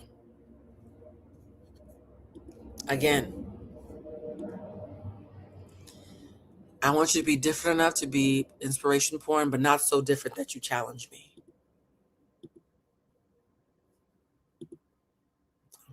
You know, just very ableist notions around what bodies can do and how they perform. And the fact that she's going to constantly say, you know, this is, my body is normal and I'm doing these things and I'm just like you, as if able-bodiedness is the standard. Now we have anti-blackness, which 100% is connected to ableism. The fact that Casey and Anaya were not chosen is, again, literally par for the course on Love Island and also in the world. They are two unambiguous Black folks with very Black features. And we have to admit that even the other unambiguous Black person didn't choose didn't choose Casey. She chose the Nick character, right? And I've already shared my thoughts about that. It's always so interesting when it's something around desirability and you see someone of your own race, you still can't count on that for you to be chosen or seen. I'm not saying that Trinity or Anaya owed Casey desirability. I'm not saying they owed him a pick. It didn't even feel like he was a thought to them. And it could have been because of his personality. His breath could have stank. We don't know. Maybe they don't think he's cute. We don't know. It's just that with white folks, if they can't find what they're attracted to, they will still reach for each other, right? With a lot of white people on these shows, if they can't find what they're looking for, they'll still pick another white person before they pick the Black girl. In the Black community, in the brown community, if I can't find what I'm looking for, I'm still going to reach for what's more mainstream rather than one of my own. Think about that disparity of thought. That is how internalized bias gets spoon-fed to us in covert ways. I am more likely as a Black person to pick a non-Black person who I think is hot in the eyes of conventional attractiveness than one of my own. But a white person will choose a mud duck in a heartbeat if it's between a mud duck and Naomi Campbell, if they can't find anybody they have actual chemistry with. These are why we do these Love Island breakdowns on this channel, my guy. This is why we do these. Why am I calling you my guy like I'm talking to one of my niggas? This is why we do this, right?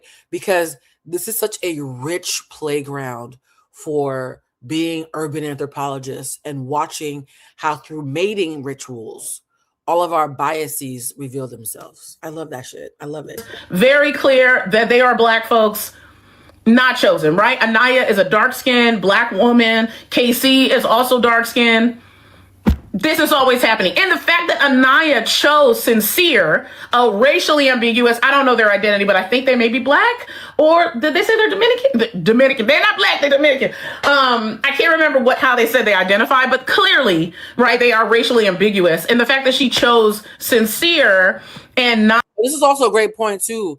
Black women are used to Black men not choosing them. That's also a great point. That's also an Inception, Spider-Man of internalized. It's all internalized bullshit, y'all. They're right. We're used to them not choosing us. If I see a Black man in LA, my first thought isn't, oh, is he fine? I should go talk to him. It's like, oh, do you like Black girls? Good point. Not actually KC is also inside of that. And to me, it seems like Anaya is not into Casey. I think she wants to be with someone who is light-skinned or white simply due to their proximity to desirability. That is my assertion. I don't know that I'll be right about that. Maybe Casey and Anaya will go all the way to the end. We'll see how it plays out. But I found it very funny when Sincere turned to Melanie and said, it's like looking in a mirror. Yeah, I'm sure. I'm sure. Sean needs to be the first person to go home. It's time for the cop to go. It's time for the cop to go. It's time for the cop to go. Go. I don't want to see a cop experiencing pleasure. I don't. I don't want to see a cop experience pleasure. It's so radical, but Erica's radical, so I don't mind it. I don't mind seeing a cop experience pleasure if they're a good person, because I know some cops in real life that are good people. And however, comma, I totally understand her sentiment. The kind of cops that I think are good people are not the kind of cops will usually get cast on a show like Love Island. So to be fair, I have to sit with Erica on this one. Yeah, Sean's already lost me. Sean, whatever the fuck I thought Sean had going for him, and the more he talks, the less attractive I find him, which sucks, by the way. I don't.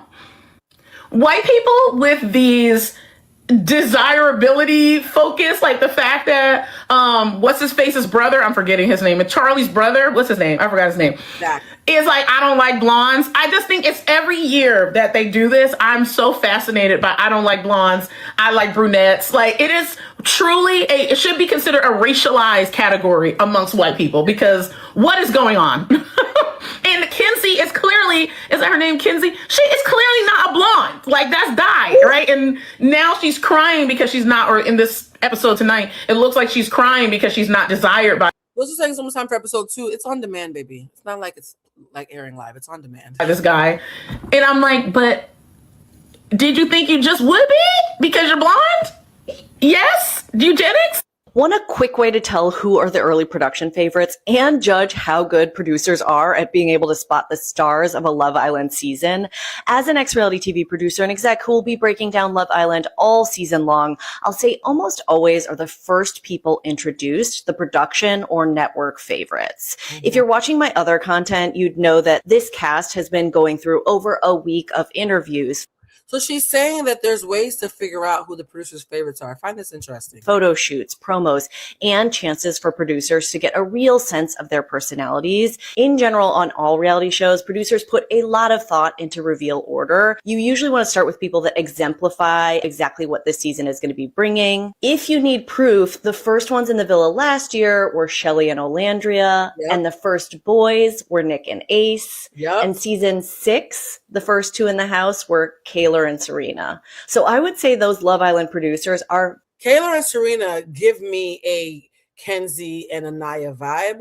I feel like they were trying to recreate Kenzie and Anaya to be the new Kayla and Serena instead of trying to recreate what they did last year. So I do agree with her that it's clear that they're like, oh, Anaya is a fun, bubbly black girl. Y'all liked Olandria, and the Olandria remake Trinity is gonna come later anyways. And Kenzie is a blonde girl who the people are gonna find bubbly. I do see them reheating some of their own nachos right now. Very good at spotting the stars. Or do you think that by being the first in the house, you get a huge advantage in terms of how the audience receives you? By the way, when a white man says he likes dark features, it's like the same reaction you get when a black man says he likes dark-skinned black women. People are always like, oh my God, that's so brave. That's so progressive. You're so liberal. Fascinating. The first out this season as Anaya and Kenzie and Sincere and Bryce. Do you think these are the biggest stars of the season? And what do you think of the show so far? I think it's quite clear that producers are trying really hard to foster real connections versus more surface ones. It's clear they saw the feedback from last season. JC doesn't look anything like Tyreek. He just makes his face like Tyreek. Like, he makes Tyreek's faces, but he doesn't look like him. And I thought the premiere was cute. It's all right, Bea. That's exactly how I look at men who got kids when they try to talk to me too, which is precisely why she decided to explore her connections instead. And I don't. So by now you've already surmised. Bea decided that you know Sean was doing too much, and she went with Bad Bunny. That's what I call him. He might be MAGA though, so I don't want to get too attached to him. But Bad Bunny, whose name is, what's Bad Bunny's name? Gabriel from Brazil. I don't find him, like, he's not my type visually.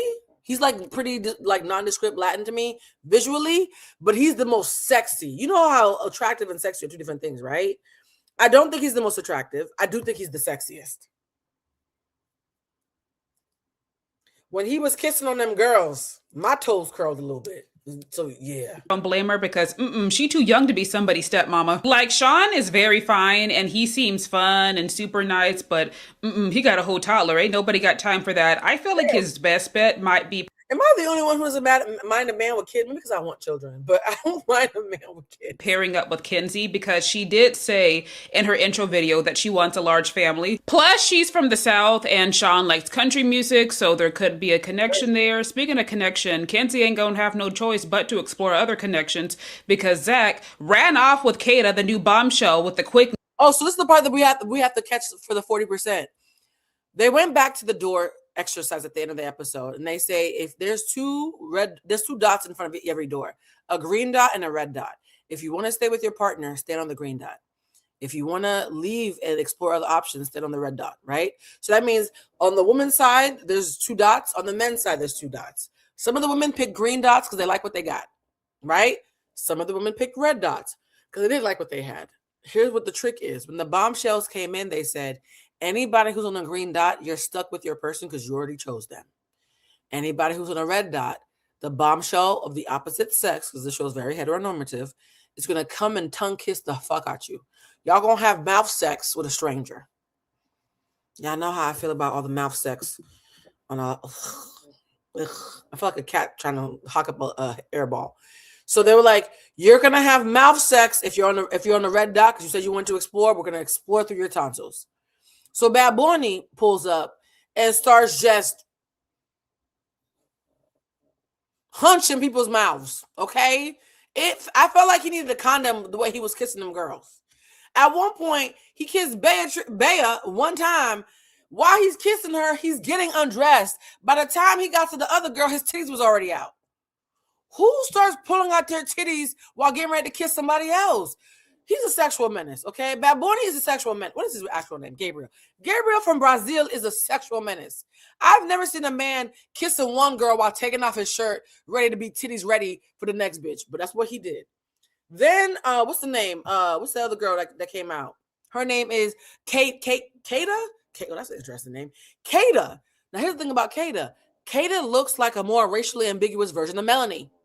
It's like if you have those people who do chat GPT and shit and you can tweak. It's like if somebody put Melanie's face in chat GPT and said, wipe out the Dominican and add a little bit more Spain.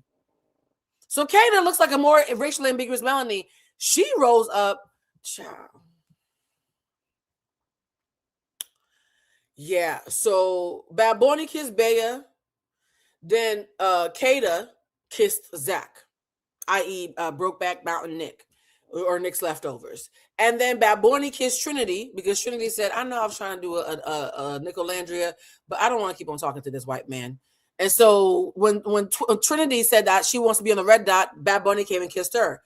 Then Ariana says, anybody who just made out is going to get took by the person who just mouth kissed them.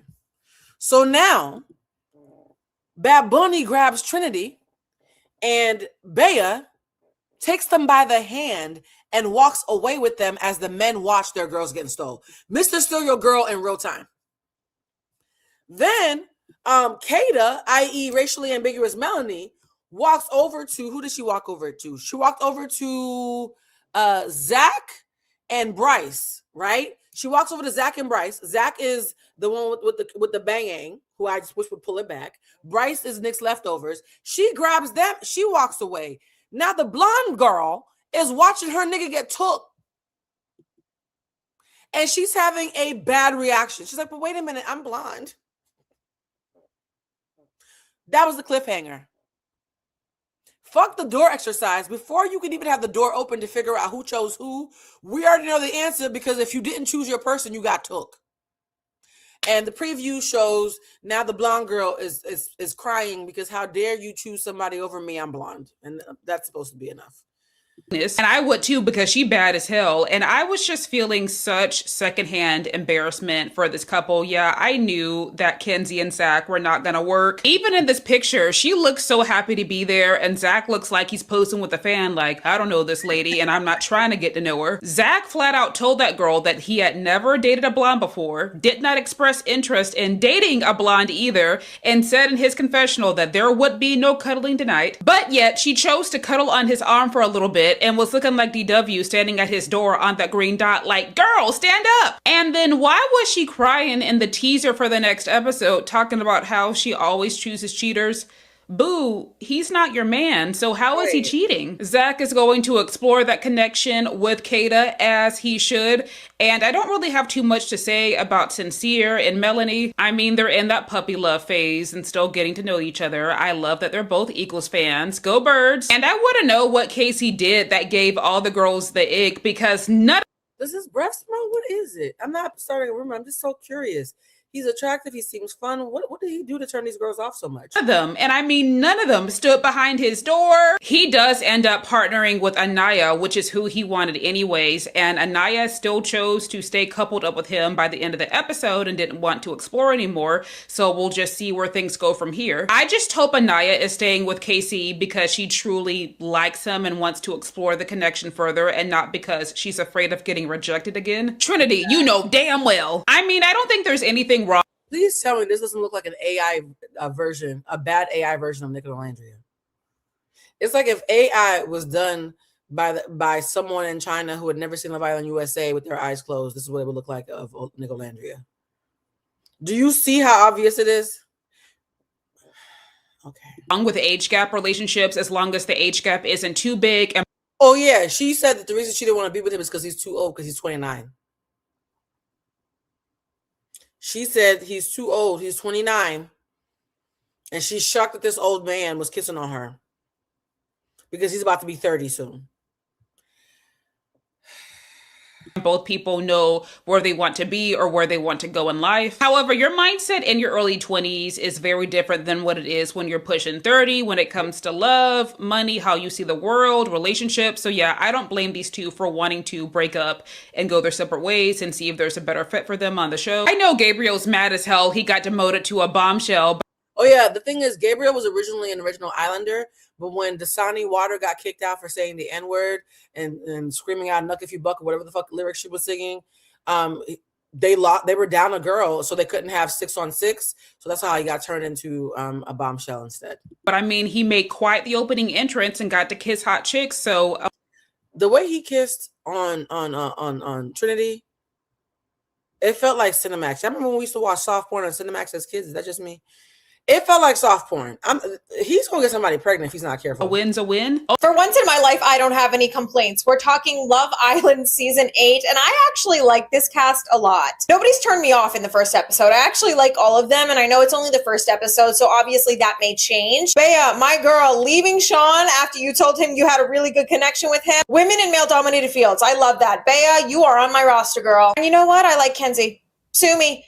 I like Kenzie. I feel like she's going to be a crash out. I feel like she's going to be a little bit crazy and she's going to give us drama. There's already a clip of her crying in tomorrow night's episode because Zach chose to go off with the new girl. And I just think that she's going to be great television. I'm liking her so far. Trinity's face card is so tea. It's actually insane to me how beautiful she is. I don't really have any complaints about Bryce. He seems fine. He's just not a match for Trinity. Now, Melanie and Sincere are two that I quite like. I think they look like siblings. I know that couples that look like siblings work out. I'm just saying they look like siblings. I think that these two have chemistry, and I could see them going the long haul. Same with Anaya and KC. I was really surprised. Guys, I agree that the age gap is significant. I just don't think 29 is old. So these are two different things. I think that 1996 and 2003 is a significant age gap, and I don't think 29 is old. Just want to make sure that y'all understand the nuance of that, okay? To see that nobody stood in front of Casey's door. I think he's really handsome, and he seems to be a fun, cool person. Maybe he was a bad kisser, and that's why the girls didn't want to stand in front of his door, because I can't find another reason why they wouldn't have wanted to. You know those clips online where it's like 3 guys on a couch, they're holding a microphone, and like, usually the conversation is something like, do you think it's appropriate for a man to be 5'11"? And it's like, no, that's embarrassing, that's indecisive, that's gay. Or it's like, how do you feel about a man eating banana? That's embarrassing. That's weird. That's gay. Or like, you know, respectfully, do you think it's appropriate for a man to look for parking? Blah, blah, blah. Casey from Love Island season 8 is like a prime example of the victims of those male influencers. Like, I hate to say it, but the more Casey talks, the more I'm worried that he's a little bit like Ace, where he's been consuming red pill content.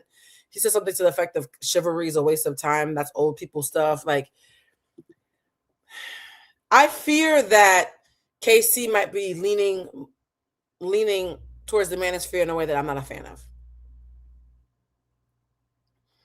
The more he talks, the more I don't like him, the more he talks. So I just hope that he was just talking like that because he wasn't attracted to Anaya, not because that's how he actually feels. Because you know, some men when they're immature, some people actually, this is gender neutral. Some people when they're immature, they will say things that are stupid or intentionally unattractive to make you not like them. So him saying to her, I don't believe in chivalry might be him saying to her, I'm not going to be chivalrous to you because I don't like you. But I hope that's not how he really feels. I've never watched one of those podcasts all the way through. It's only I've ever seen it clipped on like Reels or TikTok, and I think it's funny, but the way this man was bending over backwards to like find a reason for being rejected, like something he did that was embarrassing and weird, and like he landed on Plantgate and is like, that was so weird. I was trying to be edgy and weird by choosing plants. It's like, bro, that's not weird. Like, it's not weird and it's not edgy. It's like okay that no one else did it, but like you don't have to like scapegoat that as the reason you didn't get a match. Like, it's night one. Like, I just want this man to be freed from this mental prison of like, that's embarrassing and weird. Like, he talked about it like 4 different times. Like, that was weird that I chose plants.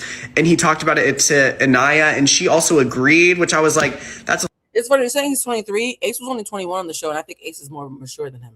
Ace came off way more mature than him. Whole other thing where on Love Island, like, I mean, that's the fun of the show is like on the villa, like everybody is kind of people pleasing in a way where they just will agree to the craziest things and act like the most normal things are weird. Like, it was either last season or 2 seasons ago where every other line was like, that's crazy. Like, I love avocados. Loving avocados is crazy. Or like, I put sunscreen on my face. Oh my God, protecting your skin is crazy. Like, do you know what I mean? It's very that. But anyways, I went off on a tangent. But now, what do you mean? I'm going to fast forward because he just off on a tangent. What do you mean Bakersfield? What does that mean for somebody to be from Bakersfield? Guys, we're about to go to the last video because I want to watch the new episode of Love Island. I think between the technical difficulties and the fact that, the technical difficulties are annoying me. I'm going to ask a question. The Dominique Morgan live is very important. Do y'all want me to do the Dominique Morgan live at 8 p.m. Pacific, 11 Eastern as a late night live? Or do y'all want to do it first thing early in the morning? Can we do a quick vote?